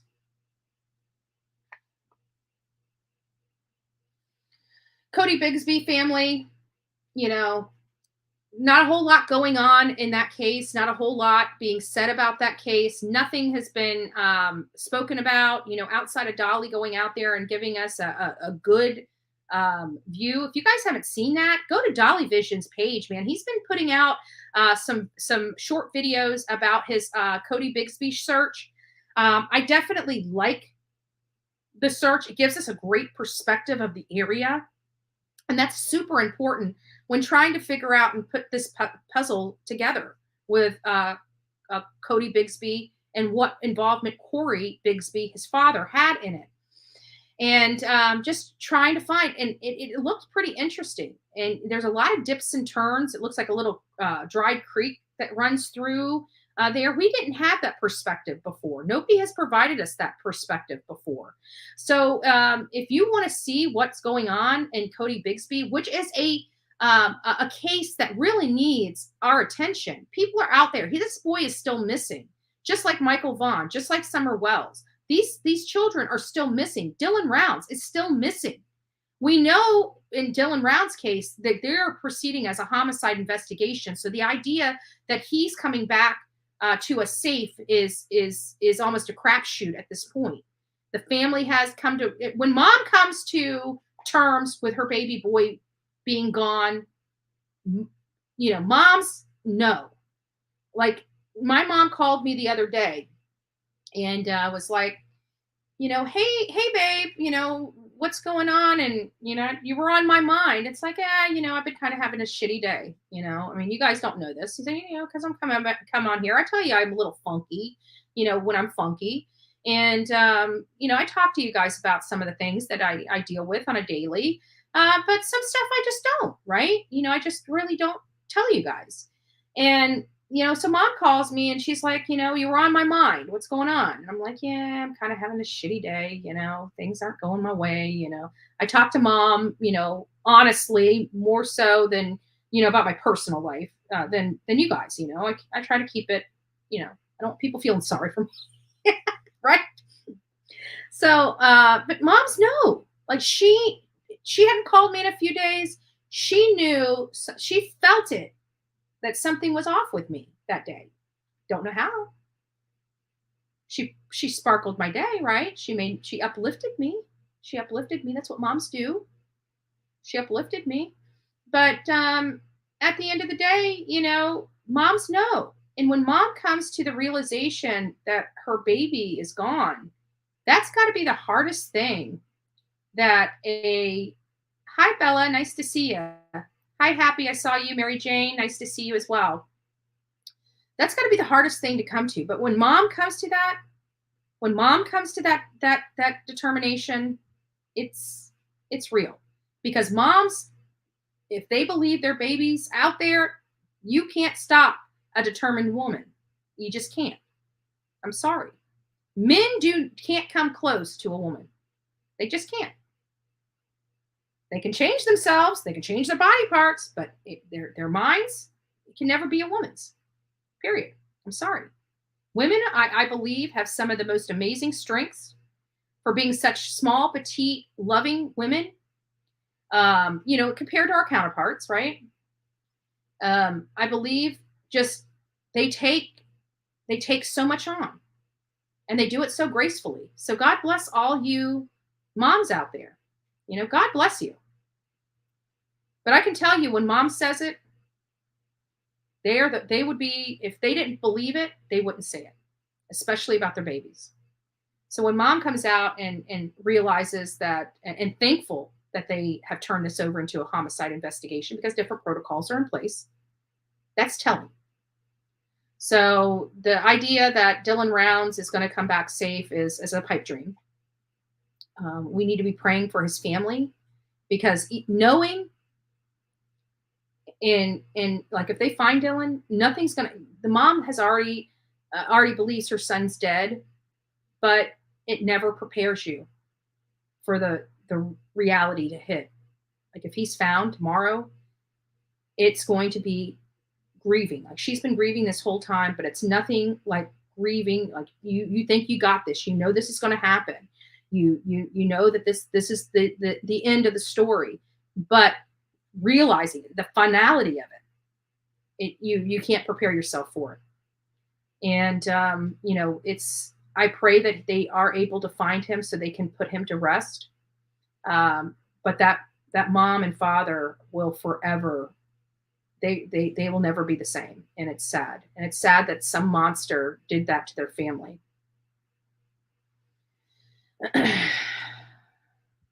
Yeah, something to do about he does. And he's been the only named, Victoria, he's been the only named suspect in the Dylan Rounds case. Chase Vinstra was right there with him because he was in and out around the area at the time as well. And he was brought up on felony firearm charges.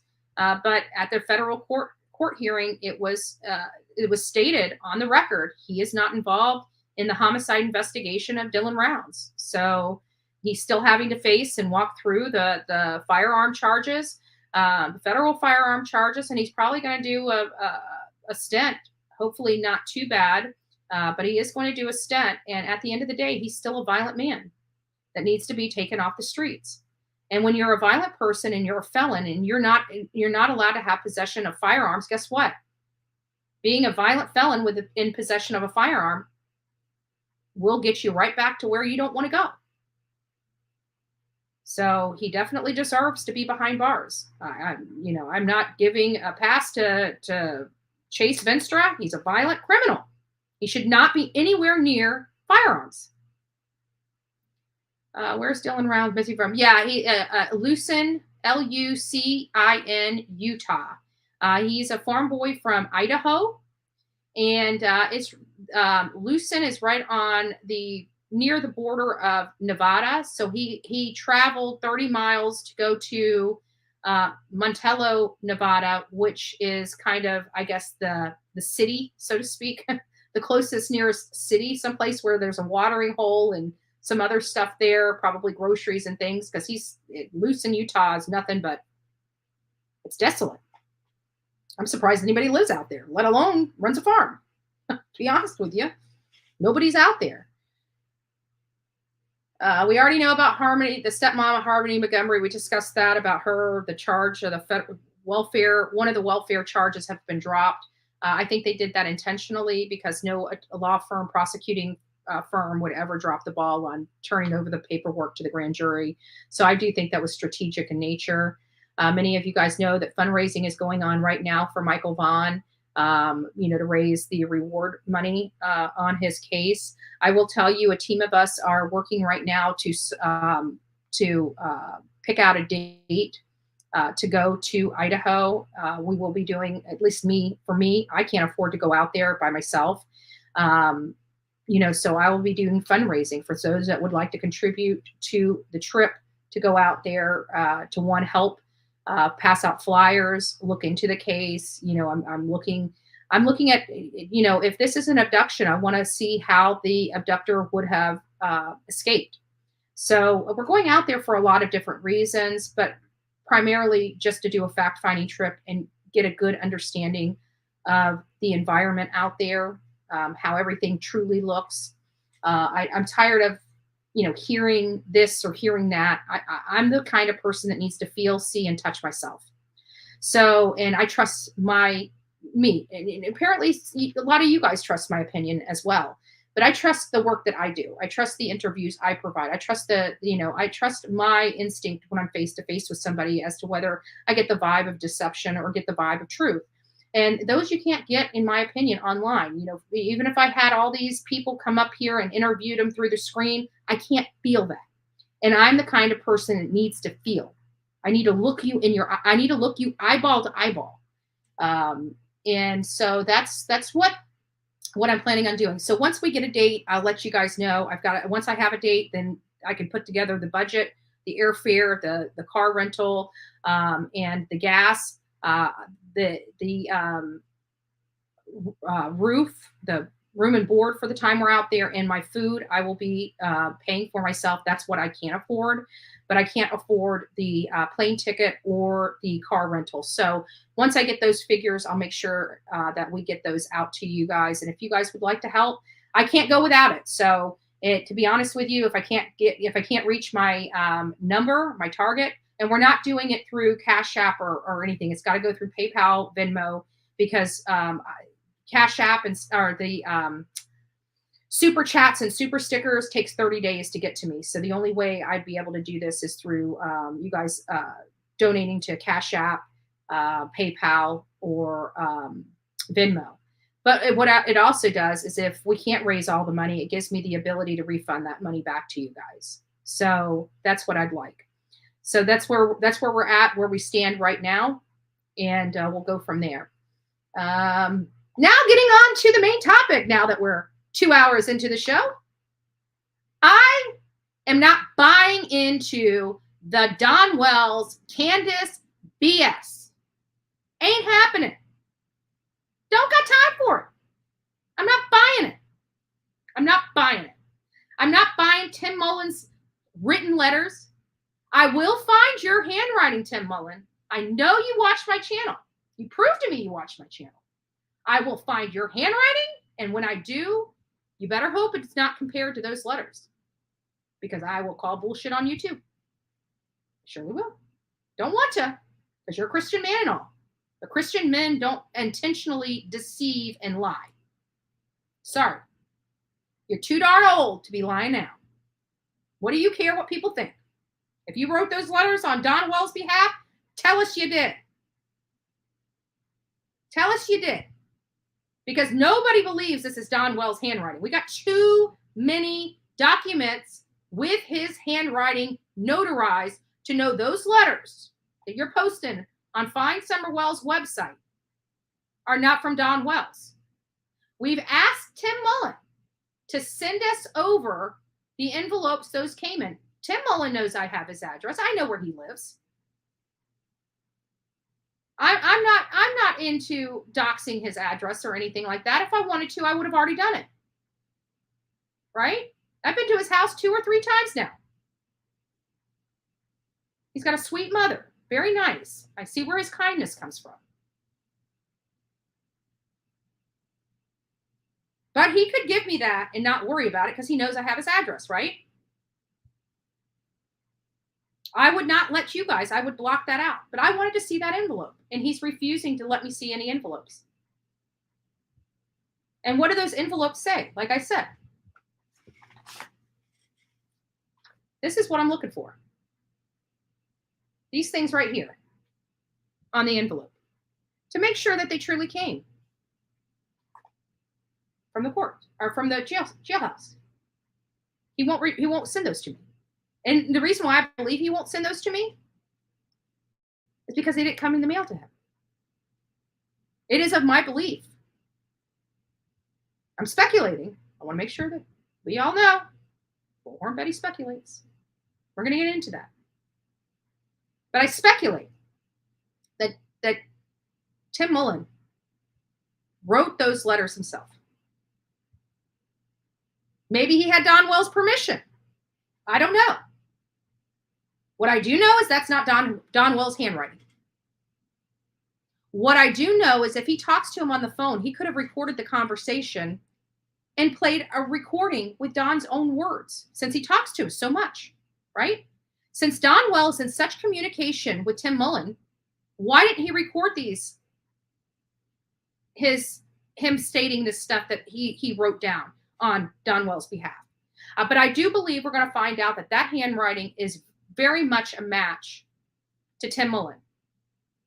Very much a match to Tim Mullen. But I can't confirm that. That's just speculation. Pure speculation. Pure speculation. But I would like to see the envelopes, and he won't give them. He won't hand them over. I don't know why. I don't know why. Maybe it's because Don Wells is not in Hawkins County. Maybe he's in treatment. And those letters didn't come from Hawkins County. Who knows?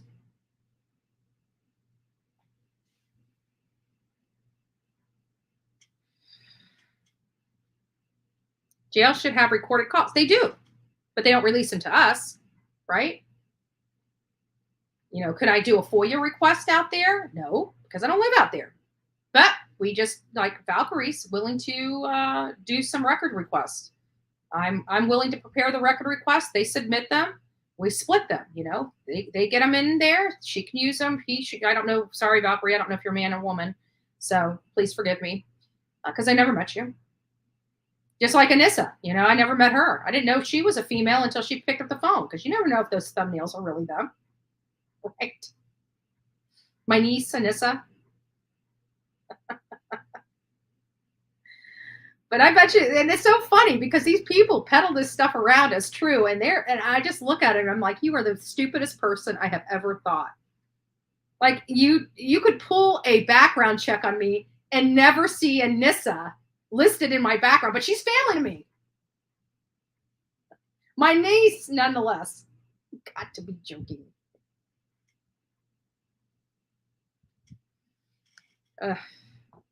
So I believe that Tim Mullen did write those letters, but here's something, and Susie Sue in here, which is also Jackie Blue. I'm a Gator. I'm a Seminole. I'm an Indian. Whoa. Actually, I do have Indian blood. So I'm good. I'm good. We're going, back in the get, chomp, chomp, right? Would be in the stadiums. People would be going chomp, chomp. We'd be going, whoa, right? Love my Florida teams. Love my Florida teams. They also record visits, but you're right. They won't release. Absolutely. They won't release. They won't release. So it's just, it's frustrating. It's frustrating to say the least. And I got a new perspective. Let me see if I got anything else that I really wanted to talk about this morning. I got a new perspective. No, I think everything is pretty much. Oh, I do have something. This is in the entertainment world. Guys, we love Shakira, right? We love Shakira. Roll Tide, roll. Boo. No, I'm just joking. I have been like Bobby Bowden was like my favorite coach in the whole world. I have literally, my mom can tell you this. I literally have been a Florida State fan. Don't know where it came from since I was a kid. Florida State fan all the way. Not too pleased with their performance here lately, but you know what? Once you have a team that you have had since you were a kid, right? It's kind of hard to divorce that team. Like something major's got to happen for you to divorce your own team. And I have been a Seminole fan. I had a Seminole watch with a band, and you pushed a button and it had the Florida State anthem. Their anthem, their school anthem. And I remember pushing that button all day long. I'll be sitting in class getting in trouble because I'll push the button and it starts singing, right? It was their anthem, their school anthem. And that I don't know what happened to that watch. I think my mom was burglarized by these people, and I think they got it. I think she got it back, but I can't remember because I think that was one of the identifying pieces because it was very unique.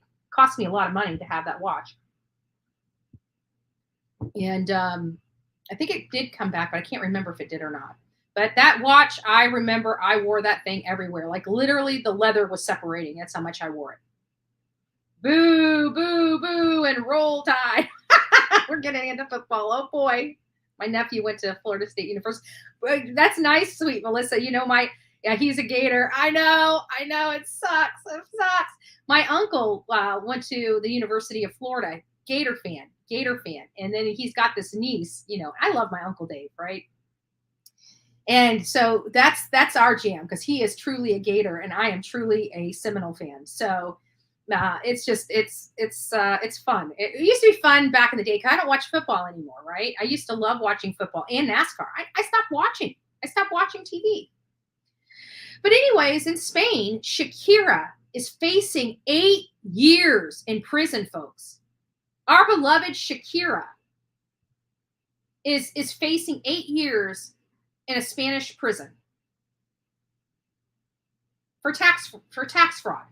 Alleged tax fraud. I could not believe it. So this is more entertainment news than anything, but if you like music, it's kind of hard not to like Shakira. There she is. She's beautiful, beautiful and tall. In Madrid, prosecutors in Spain said Friday they are asking the courts to sentence the Colombian pop star Shakira to 8 years and 2 months in prison if she is convicted in her expected trial for alleged tax fraud. Spain don't play. Shakira, whose name is, I can't even pronounce this, Shakira Isabel Mabarca Rapol. That's a mouthful. is charged with failing to pay the Spanish government 14.5 million euros, or close to $15 million in taxes between 2012 and 2014. The prosecutors say they will be seeking fines of $24 million. The indictment details 6 charges against Shakira. The singer this week rejected a settlement deal offered by prosecutors, opting to go to trial instead. A trial date has yet to be set. Her publicist in London said the statement Friday that Shakira has always cooperated, or states that Shakira has always cooperated and abided by the law, demonstrate impeccable conduct as an individual and a taxpayer. The publicist accused the Spanish tax agencies of violating her rights. So they are going to be sparking up for this trial, that it's going to be no less a national, a worldly trial. We're going to be there. Yes, 8 years, 2 months, Stephanie. 8 years, 2 months. We are going to follow this case. I love Shakira. So naturally, I am going to be following this case through. So I will keep you guys posted if a trial date comes up, if she goes to trial, but Shakira is on the chopping block. She doesn't seem like the kind of person that would be willing. You never know. You never know, though. You never know. I want to hear what's coming out against her, but they're saying that the Spanish tax agency is violating her rights. I'm curious to hear that. I'm curious to find out what is going on with her in this case, and we will be following it as this case starts going underway. Starts getting moving. So I just thought this was super interesting. Our beloved Shakira, again, facing 8 years and 2 months behind in a Spanish prison in Madrid for tax fraud allegations from the Spanish tax authority there.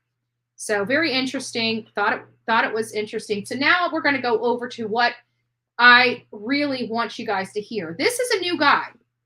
Anissa, that link I told you to hold on to and drop.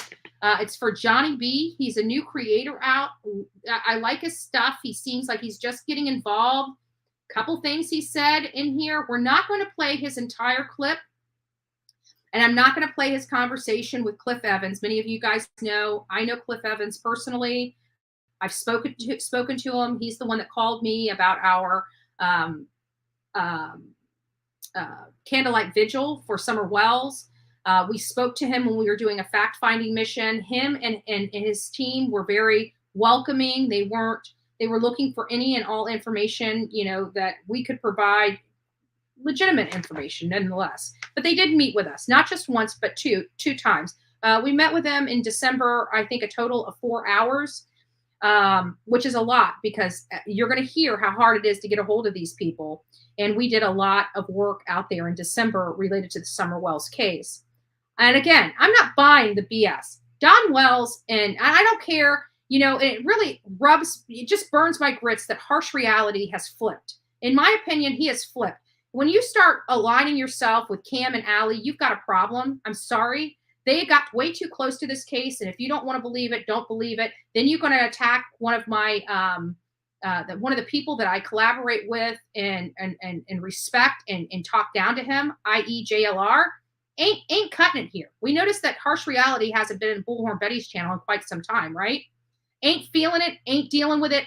Harsh, you've done flipped. Go back to your across the pond crap and sit behind your computer and do what you need to do. I absolutely have lost all respect in you, and will never promote your channel on my channel ever again until you start getting with it.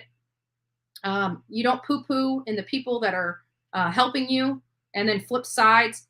I'm sorry, you just don't do that. Yeah, I'm sorry, but I have utmost respect for JLR. I've worked next to him politically. I've worked next to him in this true crime stuff. A very good friend of mine, and he's highly respected.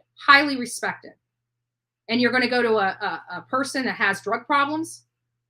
Okay, good luck there, Harsh. Good luck. Good morning, Miss Beautiful White Rabbit, my sister from another mister. I need to go in your chat and get some therapy. It's been a little minute. It's been a little minute.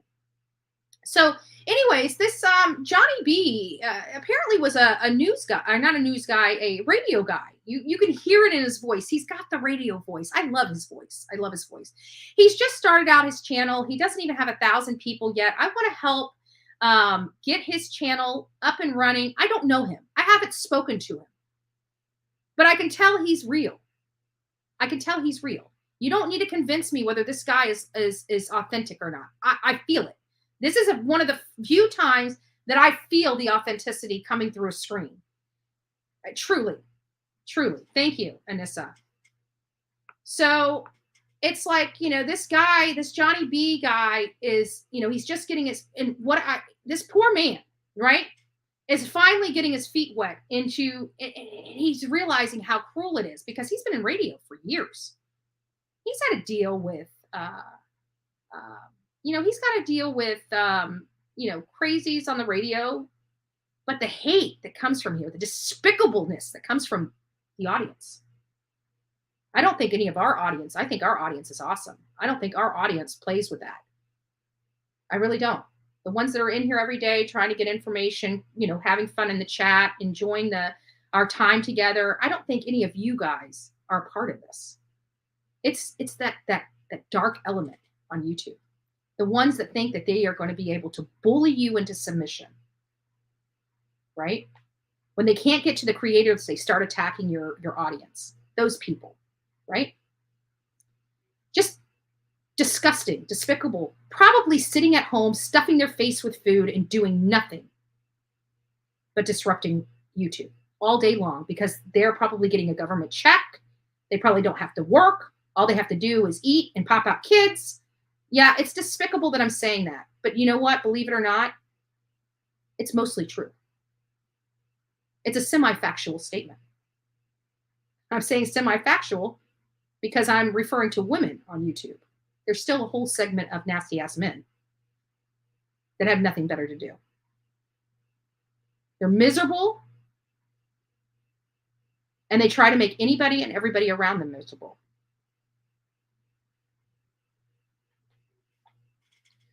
So anyways, we just put his stuff up. I'm just going to play, I think it's the first, I don't know, the first, I got 1, 2, 3, 4, 5 different clips off of this right at the beginning.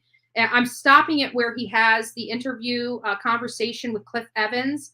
I will tell you, if you guys want to watch his segment in its entirety, please go over to the channel that Anissa is posting as Johnny B Live right here. Please go to his channel to watch this whole thing. I like this guy. He's got a lot of potential. I think he's going to do some good. Definitely somebody that I would like to, I'd like to have him on the channel. I'd like to learn about him. So I'm going to work on trying to reach out to him, do the YouTube thing, right? That's what we do. So I did want you to hear a couple things. Now I'm hoping I hit this at the right spot. I might not. Hopefully I did.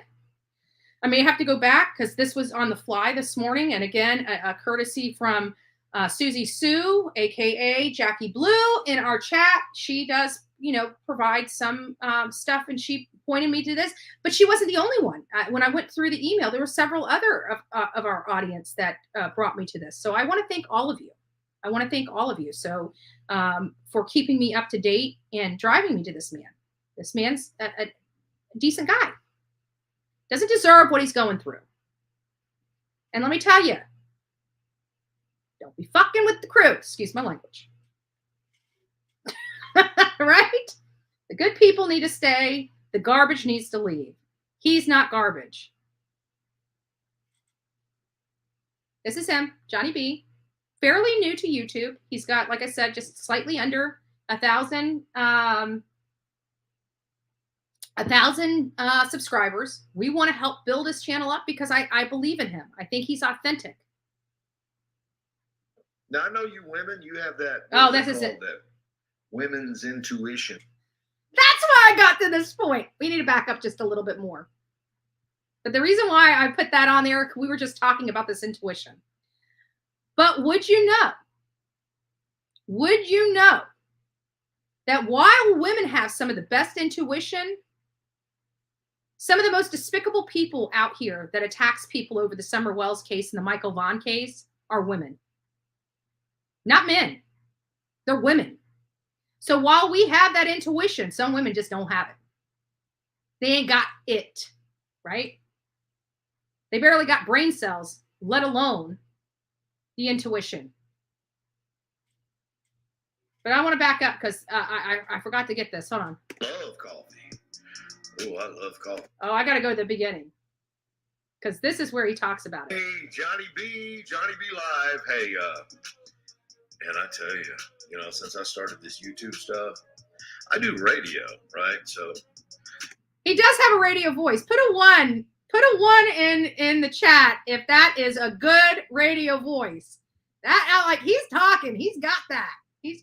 Like I'd be like, oh, who's that? He's got that voice.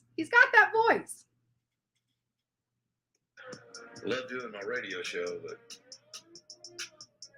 YouTube is brutal, man. You ain't lying, Johnny B. It is brutal. It is cutthroat up in these streets. Cutthroat. You either got the stamina to deal with it, but if the heat's too much for you, get out of the kitchen, man. No, I'm just joking. Don't leave. We need the good people on YouTube. I'm sorry. We need the good people on YouTube. I am so sick and tired of the garbage that's out here on YouTube. Sick and tired of it. People leave these comments like, Johnny B, he's acting like he's drinking coffee, but he ain't really drinking coffee. Haven't we heard that before? Like that's like these people are so uncreative. They use the same garbage to everybody. Like how many times have we heard, oh, Bullhorn's drinking something more than coffee in her cup. Remember that?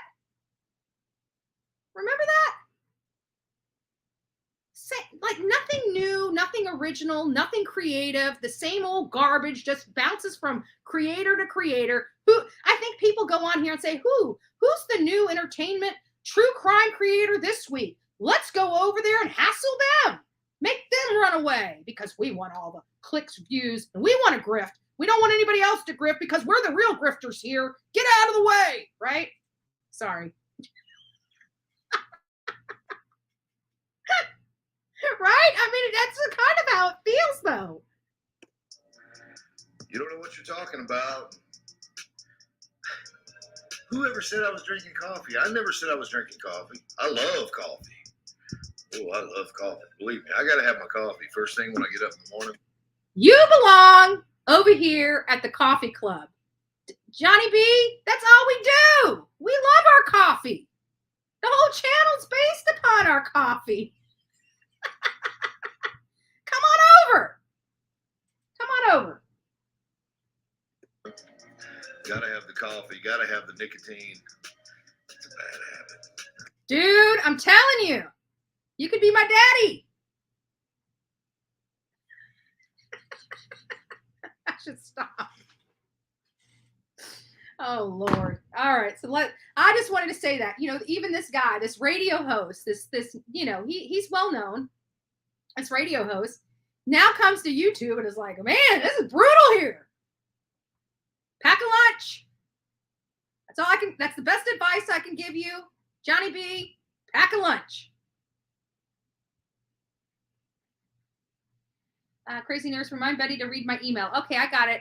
I'll have to read. So anyways, we were just talking about this intuition because it was in our book. Remember The Language of Letting Go? And it was on July 29th is when we actually read it. Oh, I forgot to read this one today. Ooh. After Johnny B, we'll read today. Today's message was really nice. I liked it. I really did. I did look under the hood and I read it in its entirety. But on the 29th, it was really, really long, but we did read it. And it was let your intuition help guide you. And so I thought it was awfully funny when he starts talking about this women intuition. It's like, you know what? You're right about women intuition. Women intuition is spot on. But some women's intuition is just slap ass broke. It's just broke. Like it don't work. Somebody forgot to fill the machine with quarters to make it work. Like it's broke. These women don't have a clue. They think they got a clue. They ain't got a clue. So anyways, we're going to go back to this, and I've got this one. This is the first one. You have that, what is it called? That women's intuition stuff, you know. Y'all got that. I ain't got that. I don't have that. Most men don't. Don't feel bad, Johnny B. Don't feel bad, Johnny B. Most men don't. This intuition stuff is not for the men. It's for the women. Yes, Amanda. I love that. They are blinded by the dumbness. That's exactly it. And the pettiness. Let's don't forget to put the pettiness in there. And the vindictiveness. Yes, crazy nurse, we can. We can be very scary. But I do have instinct. And I feel like there's something not right going on with this thing. Dr. Phil has actually put out a new video that deals with those interrogators, you know, who interviewed Candace and Don. And now the interrogators are saying Don's even hiding something. Yep. And who knows what the hell's going on? I don't even know what's going on. All I know is that this little girl is missing. I think it's possible that she's still alive. Many of our audience believe that too. Bullhorn Betty's not on that frame of mind. So here we got a guy that's opposing my views, and I still like him. Imagine that. Mind blown. If they, you know, there's a lot of people out there saying that Don and Candace might have paid off a drug debt, you know, with this little girl. And Candace, by the way, you know, she has a sister who came up missing as well, way back when. He seems like he's getting the bigger picture. I don't know about you. I think Johnny B is on his way. It's on his way. Keep digging, man. Keep digging. They're kind of opening up that case again, too. That's a good thing. I'm going to listen just for a few more seconds, and then we're going to move over to the next clip. Actually, the next clip's coming up, so I'll just wait the 40-something seconds. We'll just play it through. But, you know, the thing is I just feel like that if she was sold for a drug debt, she's probably still alive. There's no damn telling where she is. All I'm trying to do, I don't know that I can solve this case. I'm not an expert on solving these kind of cases. I look at all these other YouTube channels. There's some people out there that have a hell of a lot more information than I do. So all I'm trying to do is glean what's on the surface. And I got to be honest with you. There's something not right about this. Now, if you watched a video that I did the other day, go back on my videos and find it. I think it was the first video I did. I asked to speak to the lead detective, John Pruitt, on this case. Well, John Pruitt never called me back. I left a voicemail on his phone and at the sheriff's department at Hawkins County. Never got a call back. But you know what happened yesterday? I got a phone call. It wasn't from John Pruitt. It was from his boss. Let's hear who the boss's name is. This is where the clip comes in. Let's hear who oversees John Pruitt. Shall we? It was from John Pruitt's boss. I mean, of all people that could call me, Cliff Evans. Boom. Who have we been providing information to? Who was one of the detectives, the lieutenants that came out to meet with me and the team? One of those people was Cliff Evans. Who called me back to approve us doing the candlelight vigil in the parking lot of the police station? Cliff Evans. Cliff Evans is overseeing. So for those people that think that our team was out there to distract and just cause a muck run all over Rogersville, Tennessee, guess what? We weren't. We were out there to help. And we had the right people, and we were connected with the right people in that area to help. So I wanted you guys to hear that. There's another part in here I want you guys to hear right around this area. Speculation. Now, I know speculation sucks, right? But speculation a lot of times leads to facts, and that's what you've got to consider. What was that?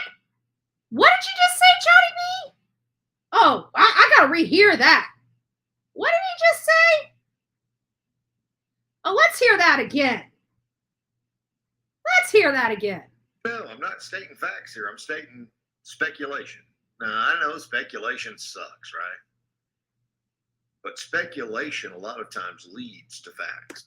OMG. Mind blown. Oh, you mean you have to actually put down on paper speculation? You know, speculation like she just wandered off. Speculation like she was abducted. Speculation like there was foul play. You have to speculate in order to disprove or prove a theory. OMG. Who would have known? Oh my gosh, you mean all these creators out there saying, oh, you're speculating. Yeah, yes, I am. I'm doing just that. Why? Let's go back and listen to it again. Shall we? I'm having too much fun this morning. I don't know. I'm not stating facts here. I'm stating speculation. Now, I know speculation sucks, right? But speculation a lot of times leads to facts, and that's what you've got to consider. You know, all these people out here saying, oh, quit speculating shit. I'm sorry.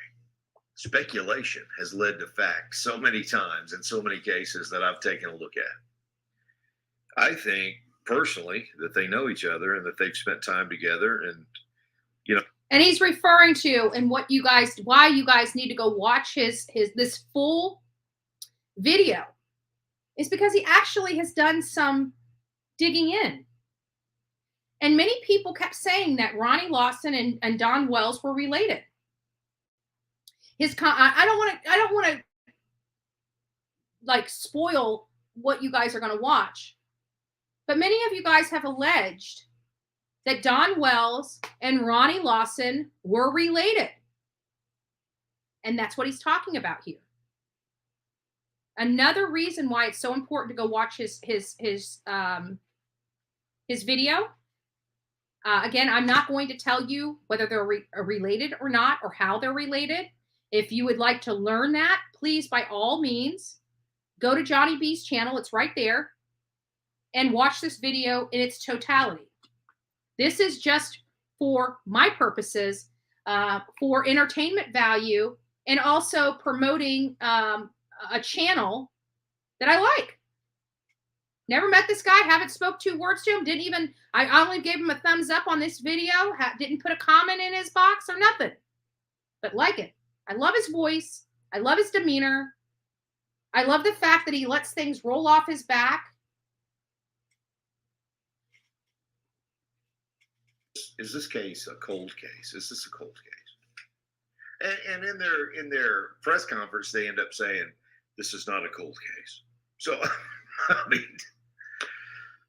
I don't know. I mean, it seems like a cold case.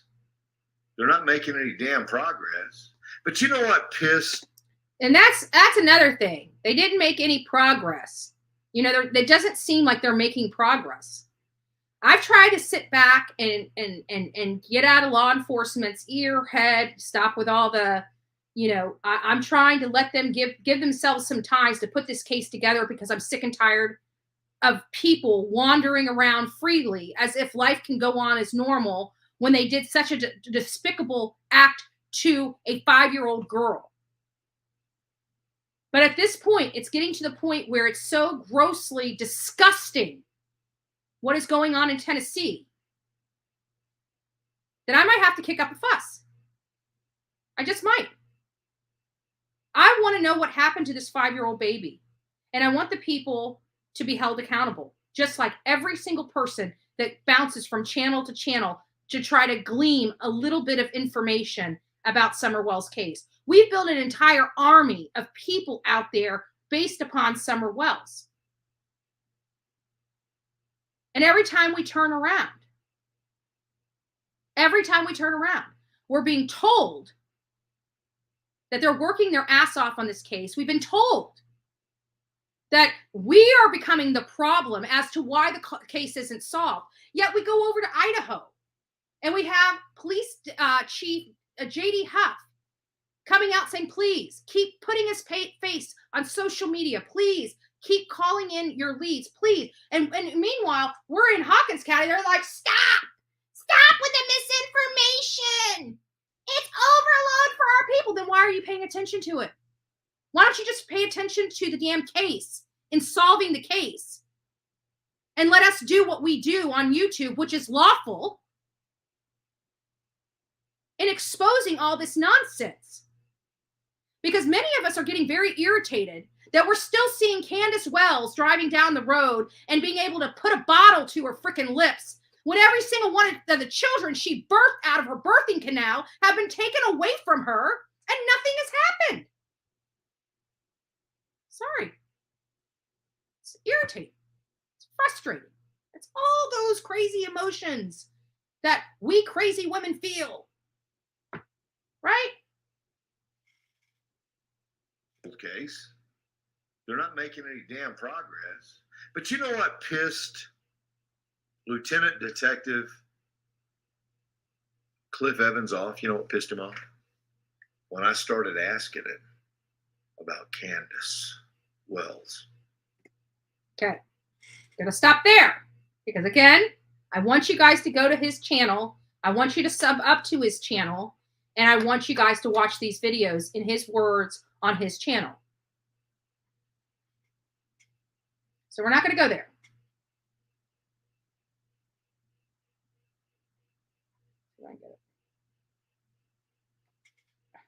Don't move on me.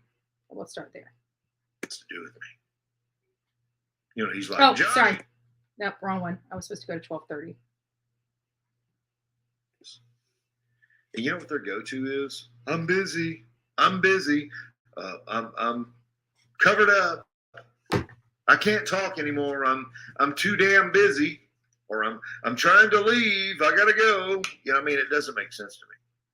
It's like when you press them on certain questions, it's like that's what they've been told in muster. You know, when they get together every day and they're like, okay, look, we're gonna have people from social media calling you, and they're gonna be asking you certain questions. And here's what you say. You say, you're busy. You're busy. You're too busy to talk. I mean, come on, man. It's obvious that that's their go-to. I'm busy. We're busy. We're snowed under. We're covered up. We're busy. I got to go. Bullshit. I want to share this conversation with you. And that's where I'm going to stop, because then he's going to go into the recording with Cliff Evans. If you guys want to go there and watch this entire clip, it's very informative. I definitely recommend it. Please do.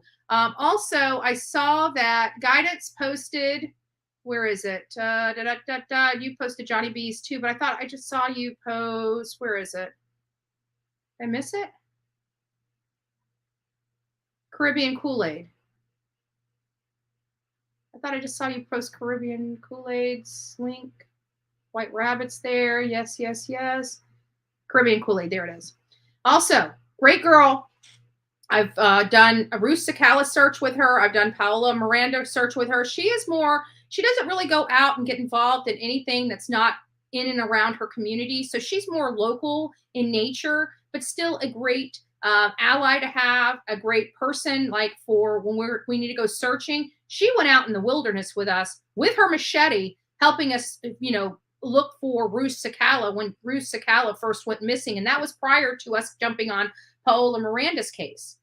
And I really haven't ran with Ruth Cecala stuff, but I heard that she's still not found. She's still in contact. Caribbean Kool-Aid is still in contact with the family of Ruth Cecala. She has a great connection with the family of Ruth Cecala. She has a great connection with the family of Paola Miranda.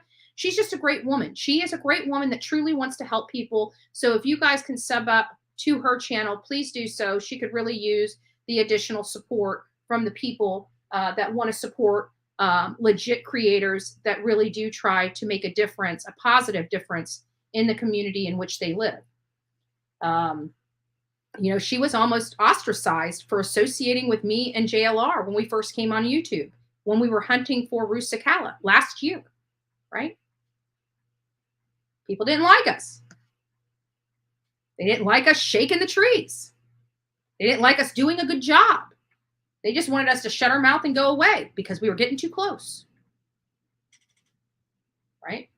So again, I just came across this guy, don't know who he is, love his voice, love his passion, love his personality. You can really feel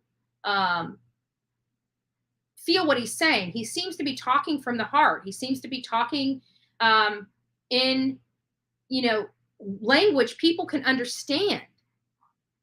And just a great asset to YouTube. I wish him the best. I hope to, you know, meet him, talk to him, support him any way I can. You know, and with all the creators that I support, we're not going to agree 100% of the time. It's not going to change my support of these people. Period. It's not going to change my support of these people, because when we support each other, we support ourselves in our authentic, genuine selves. And we're not all going to be thinking alike. We're not robots here. You know, we're not a computer. We're human beings that have different emotions and process information a lot differently. So I mean, if he looked into Michael Vaughn and said, you know, this child's been abducted, or, you know, one way or another, and I'm going the opposite direction of what their theory is. I mean, he even said that he thinks Summer's alive. I personally do not. There's a lot of differences, and you know, we can be different. It doesn't change the fact that he seems authentic. He seems real. He seems like he's got integrity.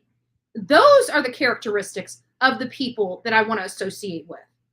I don't care whether he agrees with my position or not. It's the personality and the person that I'm supporting. So anyways, I love this interview. I loved his creativity. I loved he knows what he's doing. He knows how to process this information. This is not his first rodeo. He's just now coming to YouTube. And I want to support him any way I can for positive growth of his channel. And not only that, with under 1,000 people, he got over 5,500 views on this very video. That is, congratulations. Congratulations. We need to get him up to 1,000 so he can get monetized and so he can be part of the YouTube true crime community. I like this guy. I'm going to be following him. I'm going to be watching him, and I hope all of you do as well. So with that being said, we're well over our 2 hours. It's Sunday. You guys got things to do today. I've got rest. I've got all these videos that I need to go through, but more importantly, for whatever reason, my body is exhausted and I need rest today. So in order for me to be bubbly, popping like I am today, tomorrow, this little gal needs to rest today. I need to make myself a pot of chicken soup and just relax. And yes, Amy, I'm going to work on trying. And you guys, if you guys are in his chat or on his thing, let him know I'm trying to reach out to him. Let him know the best way to reach out. I went on his about page. He does not have an email address on there.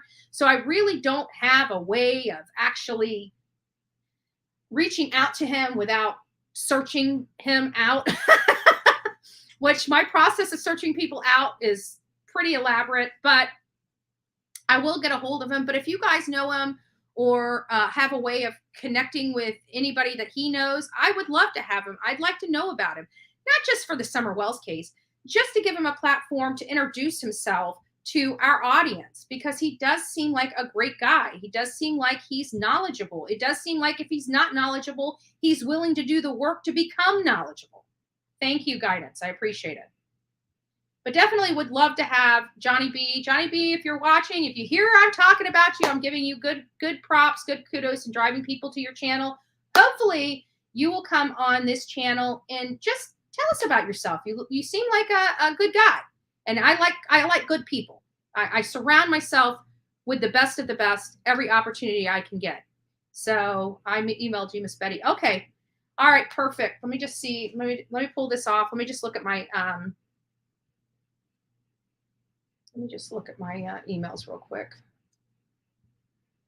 See if it's anything I can go over now. Okay.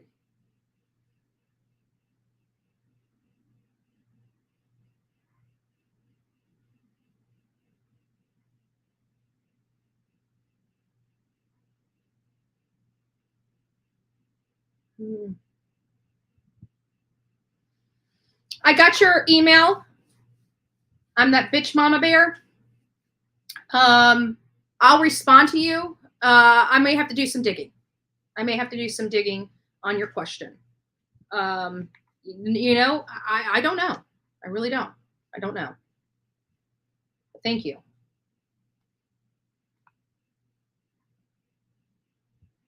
Okay, Valkyrie, thank you. I got your email, and I will be preparing those. I don't know if I'm going to get to them today because honestly, like I said, I really need some rest.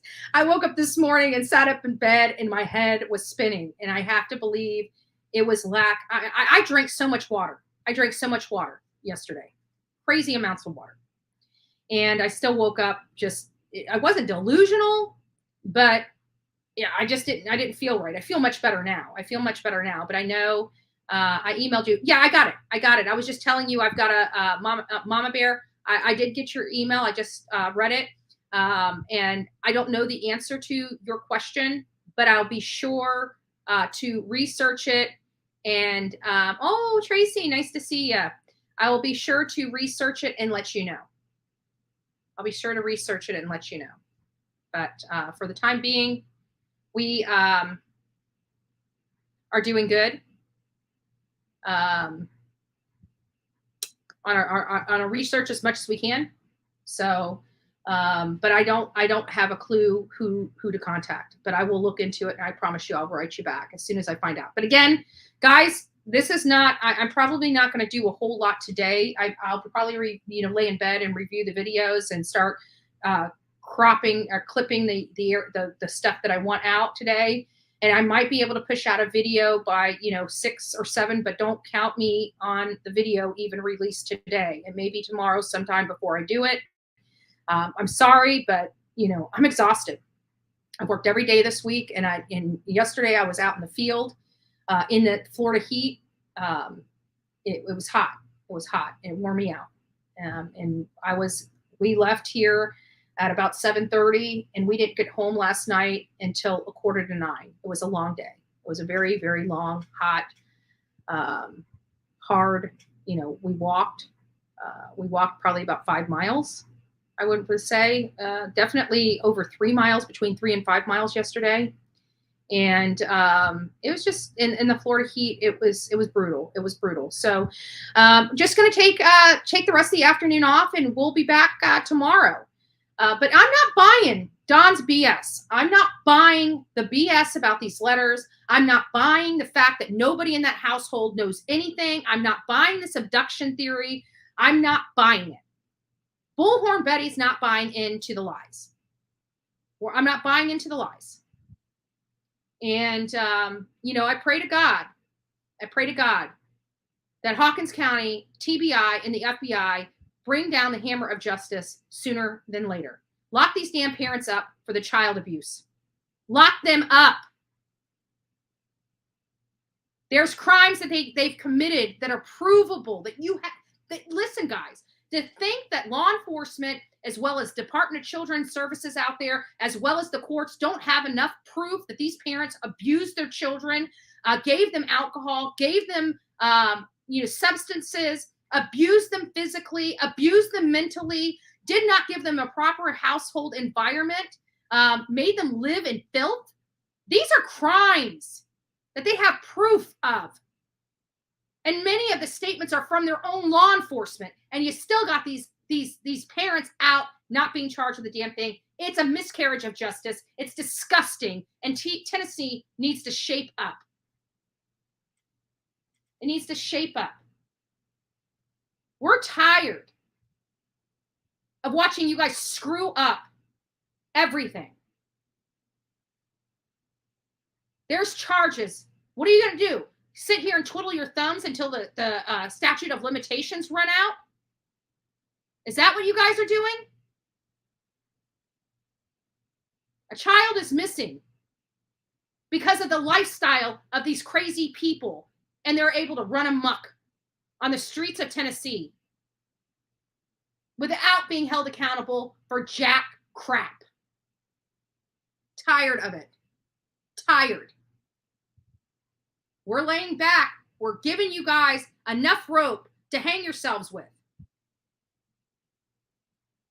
A lot of people have backed off to allow law enforcement to do their job because everybody's screaming, just leave it to law enforcement. Okay. Okay. Where's the charges? Not one charge in over a year for nothing. For nothing with this little girl. Nothing. Not one charge in over a year. Not one.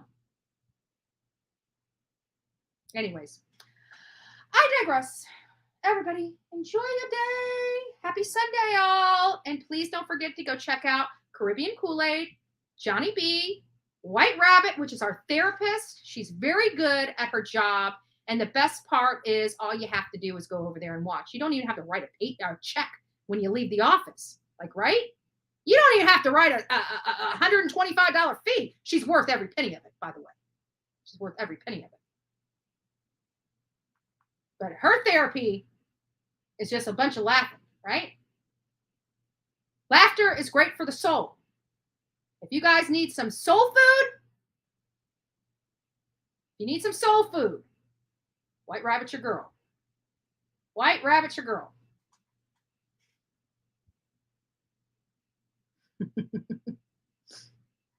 As I came across as so. I don't know. I don't know what you meant by agent. I don't know what you meant SO. I don't know. I don't know what that meant, but I meant came across as so. So anyways. Oh, Miss Robin, it's so nice to see you, my friend. I hope church was good for you and you're just coming in and I'm about to go out. Hi, Beachy. Nice to see you. Nice to see you.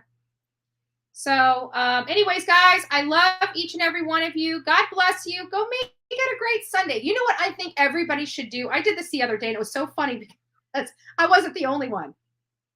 I went for ice cream. It was so stinking hot. I went for ice cream. And then it was funny because I'm watching a couple other YouTubers, one that's a friend of mine, eating ice cream. And I'm like, oh, this must have been the hot day that everybody ran for ice cream. But you guys all have a task now. Bullhorn Betty is giving you homework. Bullhorn Betty is giving you homework. What is the homework? Are you guys ready? Everybody needs to go take their family out for ice cream. Today is the ice cream day. I truly believe today is the day of ice cream. So everybody get out there, go get your double scoop, on and enjoy. And don't forget to do an act of kindness for a perfect stranger. Today is Sunday. We all need to do that. You seen me. I did my act of kindness to a stranger, right? Seemed like a great guy. Thought he needed to be promoted. Don't even know him. He's promoted. It's an act of kindness for a perfect stranger. So please go out and do your part. Be kind.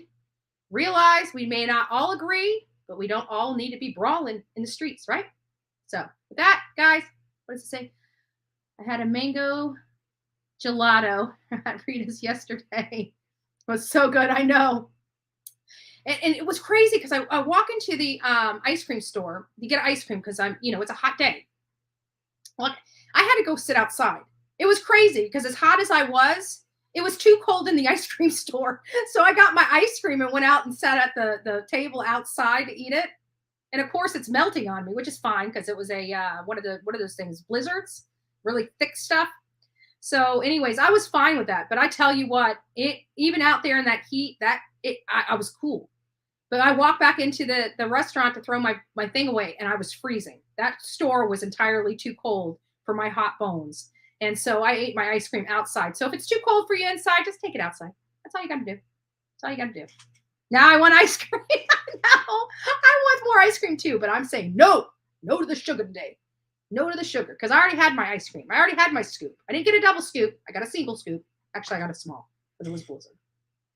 All right, guys, I love you. God bless. Make it a great day. And don't forget to be fearless, folks.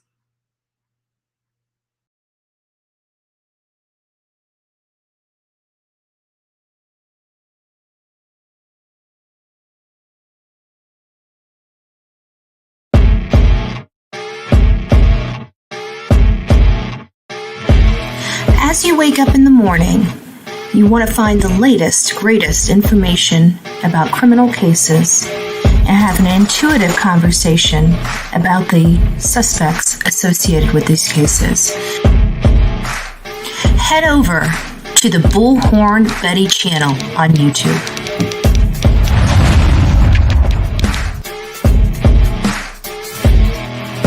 Get breaking news right here on the Bullhorn Betty channel. Welcome to the Bullhorn Betty Coffee Club. Enjoy your stay and enjoy your day.